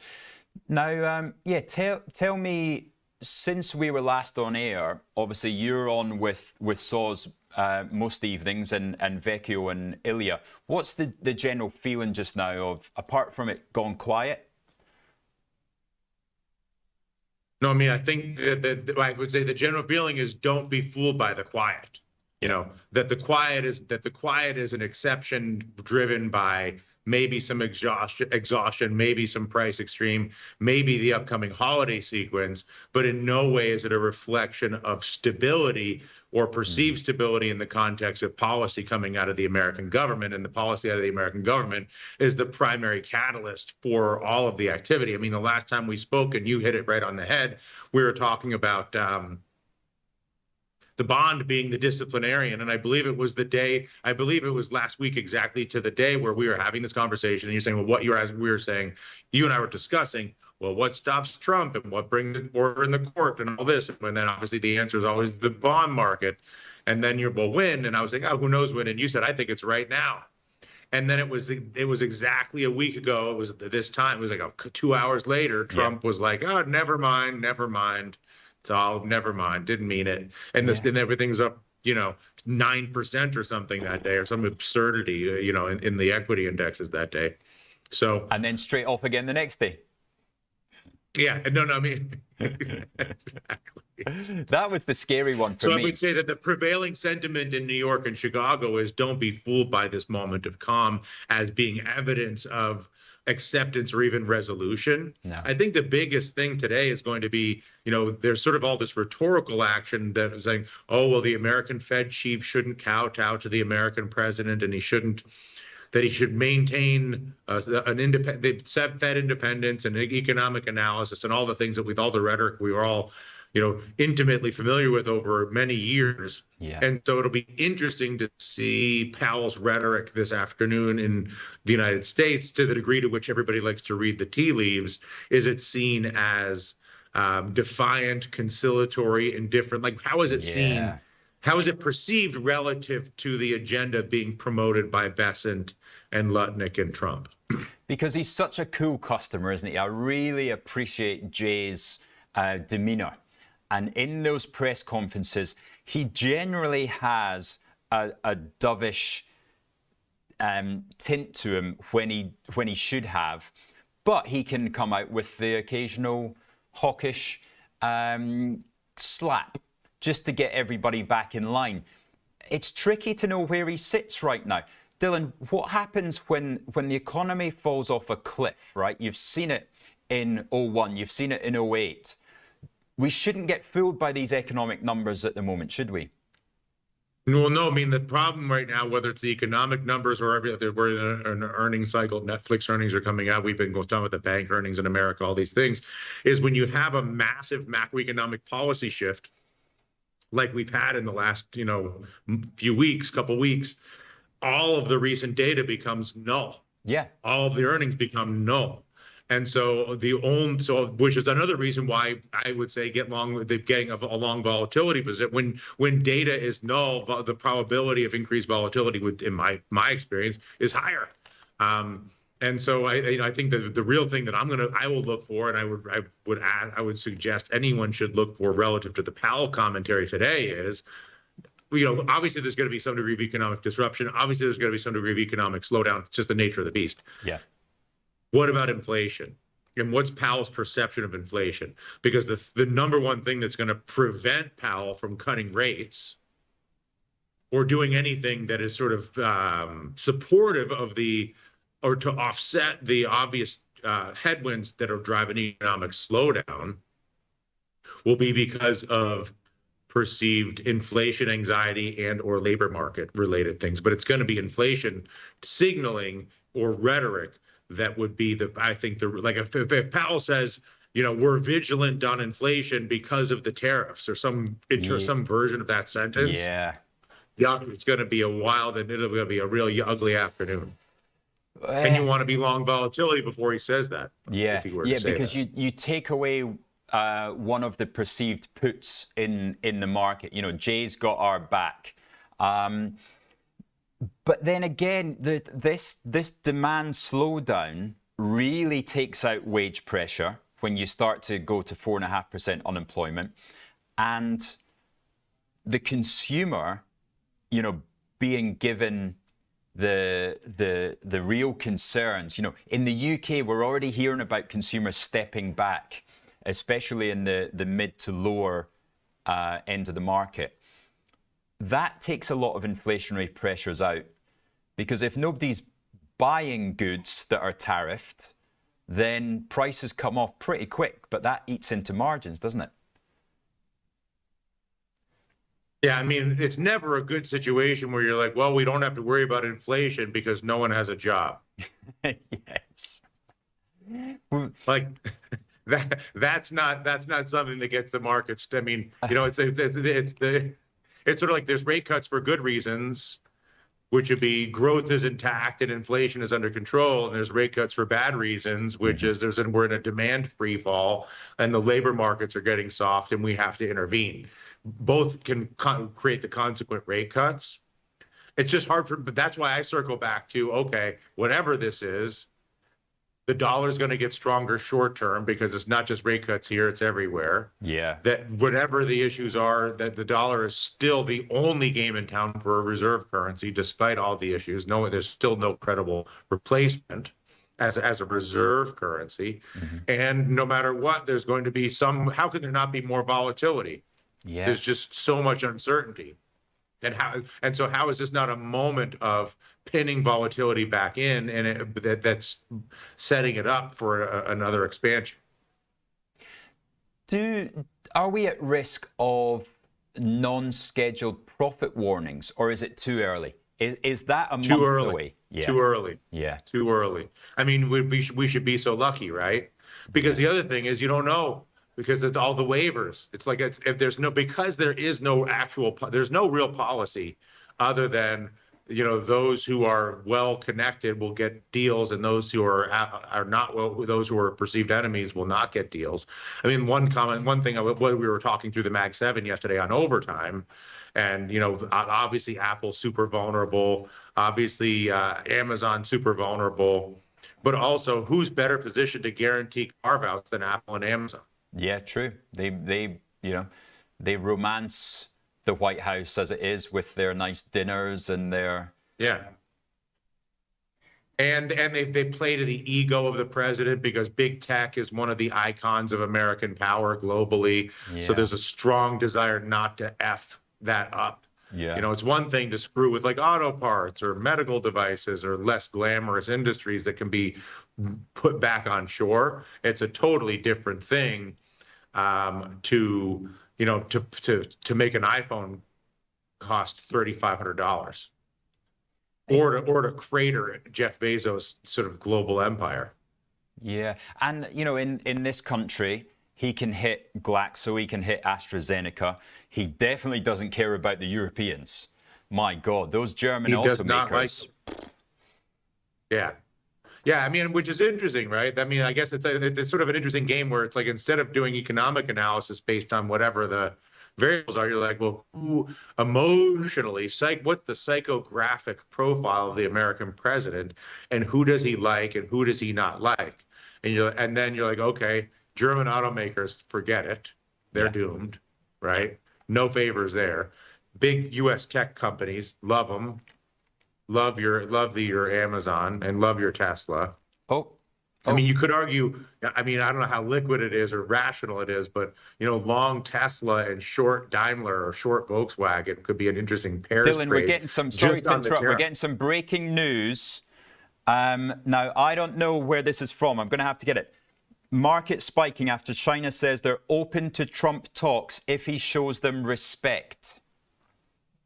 Let's see if we can get that headline somewhere. That's going to be on Twitter, isn't it? If that sort of thing is... It's the only possible place. Here we go. Yeah, China, it's exactly that. China open to talks if Trump shows respect. And it names a point person. So it looks like we could be on our way to something closer to talks. That was the headline that I woke up to this morning, that China was changing its trade envoy because it wasn't working at the moment. I'm going to go straight in and buy one of the daily expiry. Let's see. Let's go as high as 5,400 and just have a little nibble on those, so I can enjoy not being able to watch it on the aeroplane tonight. That'll be wonderful. But yeah, 5,400, 5,470 in a 1x2. And let's see if that gets us a little bit of reprieve, Dylan. What do you think of headlines like that?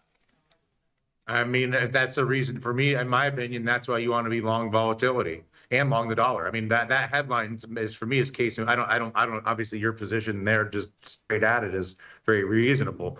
But again, the reason I woke up this morning, you know, still pressing on long vol, long dollar, is because of headlines like this. And again, the day is young. And if you don't think Powell's going to say something later, and now China's going to say this, and then Trump's going to crow about how he brought China to their knees, and it's going to be all this nonsense. And so it's how does that not bring the dollar back a little? How does that not expand volatility a little? And then and then the whole thing's going to roll over on Monday, when, you know, for whatever the opposite, China envoy walks out. I mean, it's just because he's not shown respect. Lack of respect causes the Chinese to walk out of McDonald's and refuse to return in Washington D.C. or whatever. Like, have they know? Anyway, you get it. I've just added to that short euro position because I really like what you've come up with there. Yeah, well, what's the reserve currency alternative? It's not euro. There's no fiscal union. No. The British pound hasn't been a relevant currency since 1951. Now, be careful. Know your audience. I was a deliberate barb. I'm sorry. I couldn't help myself. We welcome it. It's not going to be in China. Anyway, the dollar is still the dollar, I guess is all I'm saying. I meant no offense. My pound insult was merely playful banter. Oh no, we very much welcome a bit of that, Dylan. Don't you worry. Don't hold it against me. But I mean, let's be honest at the same time. I mean, come on. Anyway, but you know. Oh no, it hasn't. I mean, you know, the embarrassment of selling all our gold in the early 2000s at $250 an ounce. You know, that's the kind of mistakes that have led the GBP not to be considered right up there. We now. What does oil? Can I get you into some oil? I'm trying to sell a little oil around. Oh, you already told me you got your BP. You're underwater. You're not going to make a bigger mess out of that. Okay, that's fair. What do we do with gold? Talking of it, sell that. Got it. You got to be the short gold. I'm with you there. Just on price extreme. Just on price extreme. Same logic. Long dollar, short gold, long oil. Like just a little normalization. I'm talking about this is exactly. I'm dealing with the Rich McDonald, short term. You're my 1 to 3 day guy. Like, come on. Gold's got to come back in. I'm gonna open up a shadow account with you. I'm gonna learn how to play your crazy game when I see you in Italy. You're gonna teach me some things. Oh, and vice versa. I am very much looking forward to that. Just a reminder to everybody. Can you sell gold? Will you sell gold with me or not? I've literally done it as you were responding, and you said yes. If Dylan Ratigan says yes, I am on that trade. Really? I like it. Hopefully this doesn't become the inverse Ratigan. We got to see it. We got to keep track of it. I don't want to get into a Kramer-like situation, although I should be lucky to be so predictable as he is, at least even if it's in the opposite. The negative correlation there is just wonderful for traders, isn't it? Anything reliable is welcome, so whichever way it works. Now, what is reliable on the Monday, the last Monday of June? What are we going to be? Is it the last Monday? It's the 23rd. I don't know. Is that a Monday or a Tuesday? I know it's the 23rd is the big extravaganza. So that can certainly be rest assured that is going to be one of the biggest nights in Milan. Forget the Grand Prix, forget the fashion shows. Dylan, what is happening on that night? Forget Design Week. I said Sosnoff, the Taylor Swift concert, because the Taylor Swift famously was more celebrated in her Milan stop than anywhere in the world, and that's saying something because Taylor Swift is widely celebrated whenever she walks out of the house. Yeah. But I promised Sosnoff that Rich and he that you and Tom will be more celebrated in Milan than Taylor Swift. And I believe we booked the same venue, expecting the same size crowd. Obviously.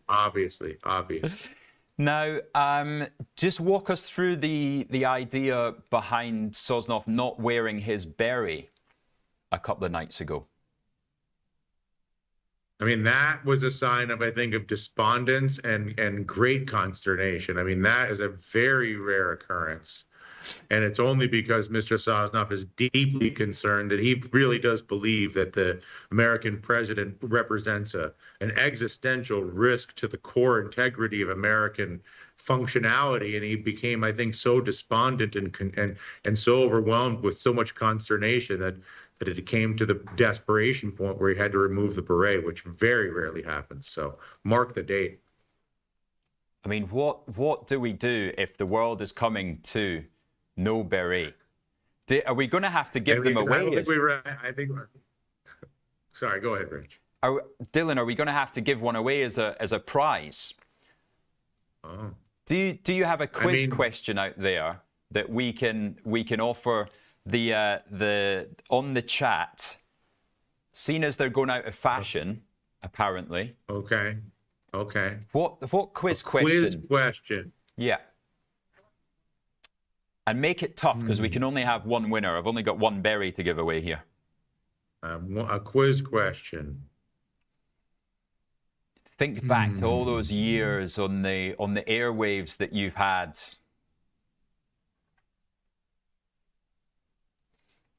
Everybody on the chat, get ready because it's going to be the first. I don't know if You might have stumped me. A quiz question. It should be a financial market question. It could be a social question, I suppose. Well, what sort of a question are you thinking about, Richard? You can even give something that's happened in Dylan Ratigan's career, right? Over all those years, how many trades you've made, what was your first, how about what stock was your first ever trade? That's a great quiz question. No one will ever get that. No one will ever get that. I mean, I can tell you it was my first ever. You want me? I can just tell you, but there's no way that anybody will ever. Was it American? Yeah, it was call options on a company called Flowserve, which I had talked to someone. I was probably 22 or 23 years old, and I had talked to someone in New York who spun some story to me about advanced manufacturing device, sort of infrastructure, and pumps and valves was going to be a big thing on the build out, and Flowserve was the play, and I bought a bunch of Flowserve calls. And tell me they came Worst thing that ever happened to me. What's that? Tell me they came in. Oh, they did. That was the disaster. They came in huge, totally catastrophic for my early investing career. The worst thing that could happen is if your first thing pays big. Yeah, it's so true. Because then you just default. I defaulted to the obvious, which was I then did the back test. I'm like, oh, I should have had a much bigger position. Oh, yeah. We all know how that ends. Yeah. Dylan, thank you as always. It's been absolutely fantastic. We will see you again next week. Angeline's going to be back with you. I'm very jealous. All right. We might do one week. We might take 1 week each with you. We might have to even increase this. We might have to do this more than once a week. I mean, this is that good. I mean, let's not get crazy, because I can't listen. Angelina is great, but we need both. I need you. I need her. We need each other. We need to expand the real estate so we're not bickering over the same 15 or 20 minutes. Fantastic. Right, sir. All right. Peace out. Happy Easter. All right. Happy Safe Easter. travels. Have a great break. All right. And we'll see you soon. Rich. All right.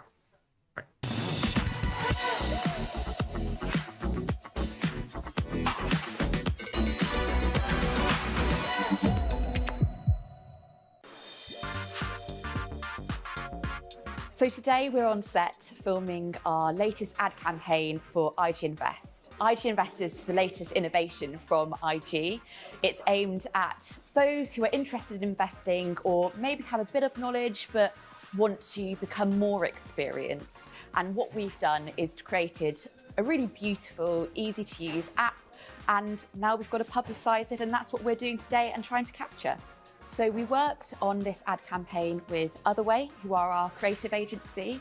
And what we really wanted to do is think about breaking down the barriers to investing. And so we wanted to think of an idea that was playful, fun, but also inspired empowerment. So essentially, a lot of financial advertising can be quite dry, a little bit kind of wallpapery. And I think the idea was just to create something that was really eye-catching and kind of use that distinctive IG red, but put it in this really interesting metaphorical space where investors felt really kind of calm and kind of very effortless in what they're doing. So my work is colorful, it's poppy, it's quite surreal, and I think this is one of the projects that is a perfect match. It's really nice to have a company that's very brave in their approach, and I think as a creative, as a potential target audience of the whole thing, I think it's going to work very well. There were too many people to name who've worked on this project. At IG, it's really important that we move at pace whilst delivering really high quality work. So we've had to have the best brains in the business on this one, and we really hope that you like the result. It's been a real pleasure working with IG. I think ultimately as a brand, they're really keen to push things and kind of take the financial kind of advertising space somewhere slightly more interesting. So it's been a real joy for us to work with them and help them kind of get there on their journey.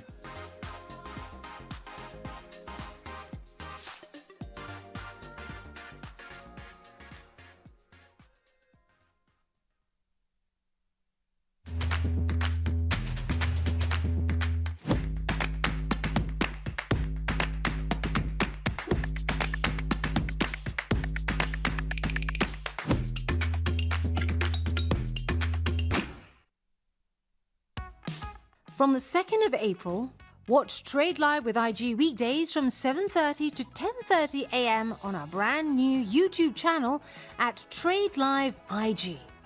As well as the live show on our new YouTube, you will find our full beginner's course to trading options, daily YouTube shorts of all the action that happens after the show's finished, and your usual favourites, Trade of the Week and Psychology of Markets. And don't forget to hit those like and subscribe buttons for more exclusive trading content. Do you like the sound of tax-free trading? Well, that's exactly what spread betting enables you to do.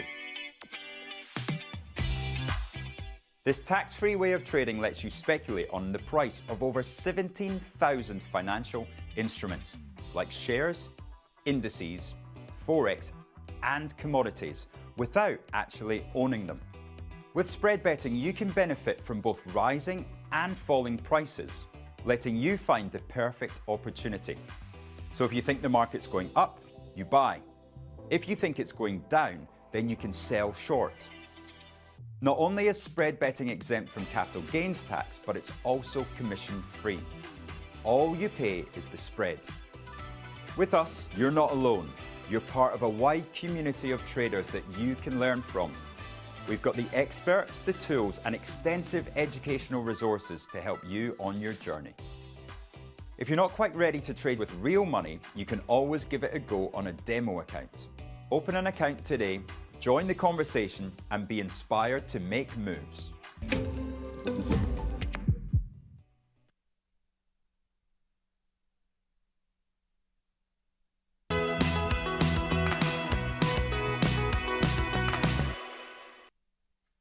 Hello and welcome back to IG. This is Emma Binns and Luke, and we're going to chat a little bit today about whether or not the youth are getting poorer. So I don't know about you, Luke, but I find prices at uni very, very expensive. What was your rent situation when you were at uni? So at uni, my rent at uni was okay. So from memory, it's going back quite a long time now, almost 4 or 5 years. I paid £375 a month, and I paid bills on top. Oh my gosh, Yeah. you lucky thing. Mine is, I think, about 700 a month now in Bristol. 700 a month? Yeah, 700 a month, and that's cheap compared Is that to like my your own friends. flat or? So I live with 12 people, so it's a very, very busy house, yeah. Oh my God. Yeah, it's super busy. How many did you live with? There were 4 of us. 4, With okay. 12 people, I'm just imagining like mess everywhere, because our house Yeah, is it actually is. just 4 of us. Uh-huh. No, it's a nightmare. You wouldn't want to step in our kitchen. You'd probably get a disease. And did yours include bills? No, not including bills. And yeah, so I'm still there at the moment. And I think Bristol is maybe the second most expensive city to London. But it's absolutely nuts. It's funny because I saw Bristol, I think it was on the BBC News, about how there was a real shortage of housing for students. And of course, when that happens as well, bad living conditions. And of course, once that happens, the prices increase. Yeah, it's so expensive. And I think it's a real growing problem because I think there's a huge generational gap between us and our parents' and grandparents' generation with when they could afford houses is the main thing. Yeah. I mean, if we go to maybe the first chart on there, it shows like the rising student debt from now compared to, let me just get it up on the screen. On the student debt. So I paid £9,000 in my first 2 years, and then £9,250 in my third year, because I did a 3-year course, just standard BSc in economics. However, I speak to people on desk, and they tell me how they paid £3,000 a year. You're kidding? Oh my And gosh. they've already paid off their student loan. Yeah, that's insane. I'm so jealous. Yeah, so if we go chart up, I think it shows on there just the rising amount of student debt and levels of fees that we pay. So, I mean, I think nowadays for me at least, it's 9.5K a year. And for what you're getting for your actual degree, it's questionable how much it's worth. They've increased it to 9.5 now from 250. 9.5, yeah, it's a lot of money to be paying off. Yeah, I think some are even going 9.75 apparently. So it's it's getting ridiculously expensive. But yeah, so if we have a look at the second chart, it shows just here the house price rises since about 1960. So you can see it's absolutely gone through the roof. And I mean, I don't know about you, but I have a lot of friends still living with their parents, even though they're in their sort of late 20s now. And I think it's a real problem with people who just literally can't afford to buy a house, especially if you don't have, you know, a partner or anything. It's getting like a real issue. And yeah, I think compared to wage growth, at least, so you can see on that chart there, maybe we have a look at that. I think in the 1970s, it was about, or 80s there, your average house price was 4.4 times your wage. Whereas now it's nearly double that at 8.8 times your wage. Yeah. So it's absolutely nuts. Sorry, you go. That would have been the baby boomer generation. So Yes. therefore, of course, given that it's much easier to get on the housing market. But now, well, in 2005, that showed a 6.1, but I think now it's around 8.5, right? Yeah, it is. Yeah, it's ridiculous, and it's a real problem. I mean, I don't really know what do you think is going to happen? Are people going to just stay living with their parents? Are they going to emigrate? It's a real issue. Maybe everybody will go off and start living in Dubai. I think there's numerous issues which it's going to cause in the future. So, of course, like you said, people live with their parents for longer. Or live in a house share rather than in their own place. But basically what it's meant is that young people aren't having kids at a young age, which therefore means if you don't have kids and there's less younger people going forward, who's going to support the older population? Because eventually when you get an aging population, I don't think there's going to be a state pension in around 20, 30 years because of this. And it's not looking too great for the future. Yeah, no, I think it's going to be a real issue, and I guess it's probably not just because of student loans rising and things like that. But I mean, we've had a period of really low interest rates, so borrowing is a lot cheaper. A lot more people taking out mortgages, and all on top of that, inflation's rising. So yeah, it's a bit of an issue. I mean, how did you find, drinks prices at uni? What was the average pint, say, where you were? Well, I didn't really drink pints. I still had like spirits. No, I had like vodka lemonade. Bougie. No. That was cheap. It must have been like £6. Also, did you ever have VKs? Yeah, we've got VKs like at Bristol. VKs, but they don't have. I don't know, I like the taste, but I don't get as drunk as quick as I would off like a rum and coke, as an example. It was cheap. Like entry was like £5, even to get into our uni club. Really? However, now I'll go out and it's like 13, 14 quid for a double rum and coke. And the way, this is a bit weird, but I'd have to have like 6 or 7 to get quite like drunk. That's like, it's a lot of money. And if you were out once a week, it's like 400 quid. Yeah. Sorry, once a month, so 4 times a week, it's like 400 quid. Yeah, it's getting so expensive. And I don't really know what's going to happen, to be honest, because I think there's just going to be this huge generation of people our age who just aren't going to be able to afford houses. And like you say, probably aren't going to have children as young and all of the rest of it. I mean, I guess, I don't know how would you say that would maybe link to potential stocks that are going to increase or decrease related to, what companies, who's safe out there? I think not specific stocks, but as the UK as a whole. So let's say the FTSE 100. I mean, it's not just the UK are going to have this problem. It's the rest of Europe as well. As an example, Italy, Spain, they've got the exact same problem where housing prices are really high relative to wages, and young people just aren't having kids. So it affect the overall economy. As an example, there'll be more pressure here in the UK on the NHS. There's less people working. There's a lot of older people.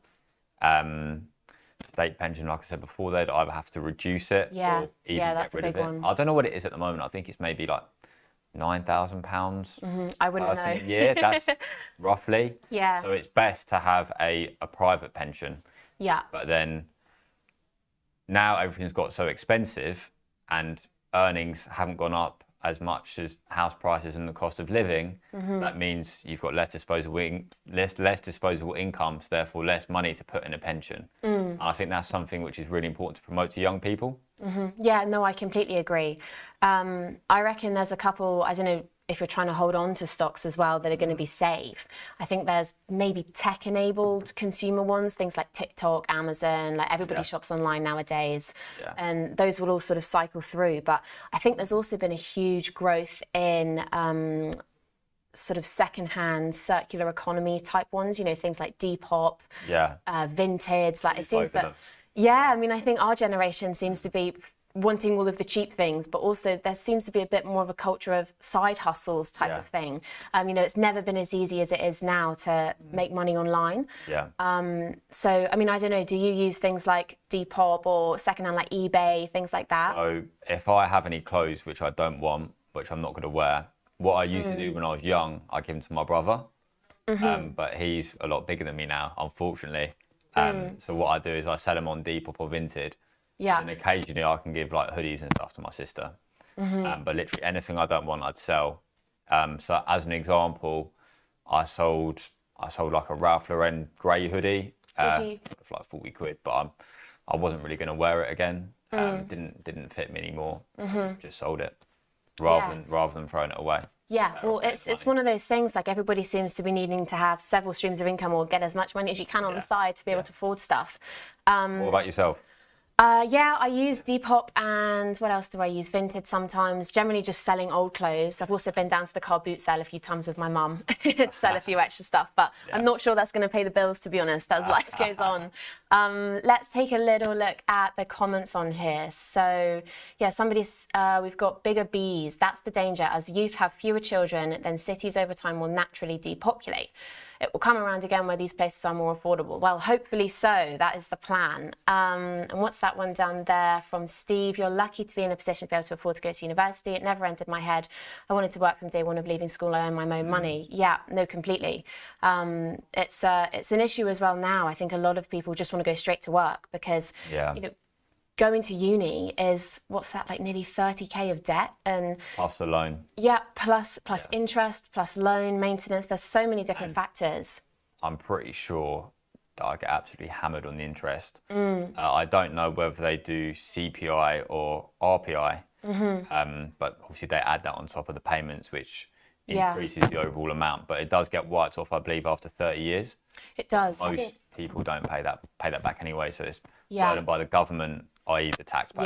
Yeah, and I wonder if that creates a bit of a culture of, do I want to reach the threshold as well if I, you know, if my loan isn't going to be paid back? Yeah. It's a real problem. And yeah, who's that from? Away from the numbers, low interest rates fueled house price inflation. Very true, they definitely have. I think our parents maybe benefited from that when they were potentially buying houses, whereas now borrowing's so much cheaper.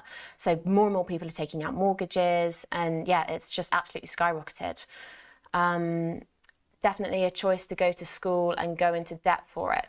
Yeah, 100%. It's a big risk to be taking as well. I think, you know, a lot of people, there's a bit of an issue with potentially pushing people into university who aren't naturally inclined that way. And, you know, they're sort of convinced that I need to pay £30,000 to have a social life, which isn't the case. You know, you can go out and have fun wherever you are, but also work. So it's, yeah, what's that from Steve? £30,000 would be a reasonable deposit on a house. You can't have it both ways. Yep, that's very, very true. Yeah.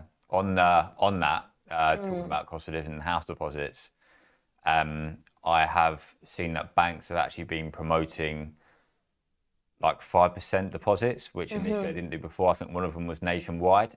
And they allow you to borrow 6 times your income, whereas most mortgage lenders would enable you to borrow 4.5. So as an example, let's say you want to buy a property which is £300,000 and you can get 4.5 times your income and you earn, let's say like 40k a year. So that's like a 180k loan, and then you'd have to put down 120k, which would take a very, very long time to save. Yeah. And 40k is quite a good wage. So yeah, that is, it's much more difficult now, particularly, like you said before, the disparity between wage growth and house price growth. 100%. It's, I guess it's a bit of an issue as well. I mean, certain ways to potentially alleviate it is opening up a lifetime ISA as well. That's another really good option. Yeah. The government will give 25% of whatever you deposit, and then that can also grow over time. Yeah. I think I've got it set up so money just comes out a little bit of my account every month, so it just leaves, and I don't even notice it go. Yeah, 100%. So I guess to young people out there trying to alleviate the house pricing issues and expensive lives, invest young. Compound interest is the way to go. All right, Dad's back. These two could be chatting all morning. Well done, guys. Fantastic. I just want to say goodbye before Easter. Have a wonderful weekend, everybody. But, Emma, what's happening to our old YouTube? This is the last day of it, isn't it? Is it really? Well, that's news to me. That's it. So if you are on the old YouTube, make sure you come across at Trade Live IG. And tomorrow we are going to have Beecham and Bright doing the morning show. This man's even getting a holiday as well. I'm on the late shift. On the late shift, going into Easter. Emma, you're also off. That's your last time with us that's planned. Are you going to come back at some point? If I'm invited, yeah. I'm sure the viewers will underline the invitation there. Give us a like, give us a subscribe. Have a wonderful Easter. And I'll be back next Wednesday. Angeline back with you on Tuesday. And yeah, fingers crossed this market behaves and gives us all time to have a chance to have time off. Thank you very much.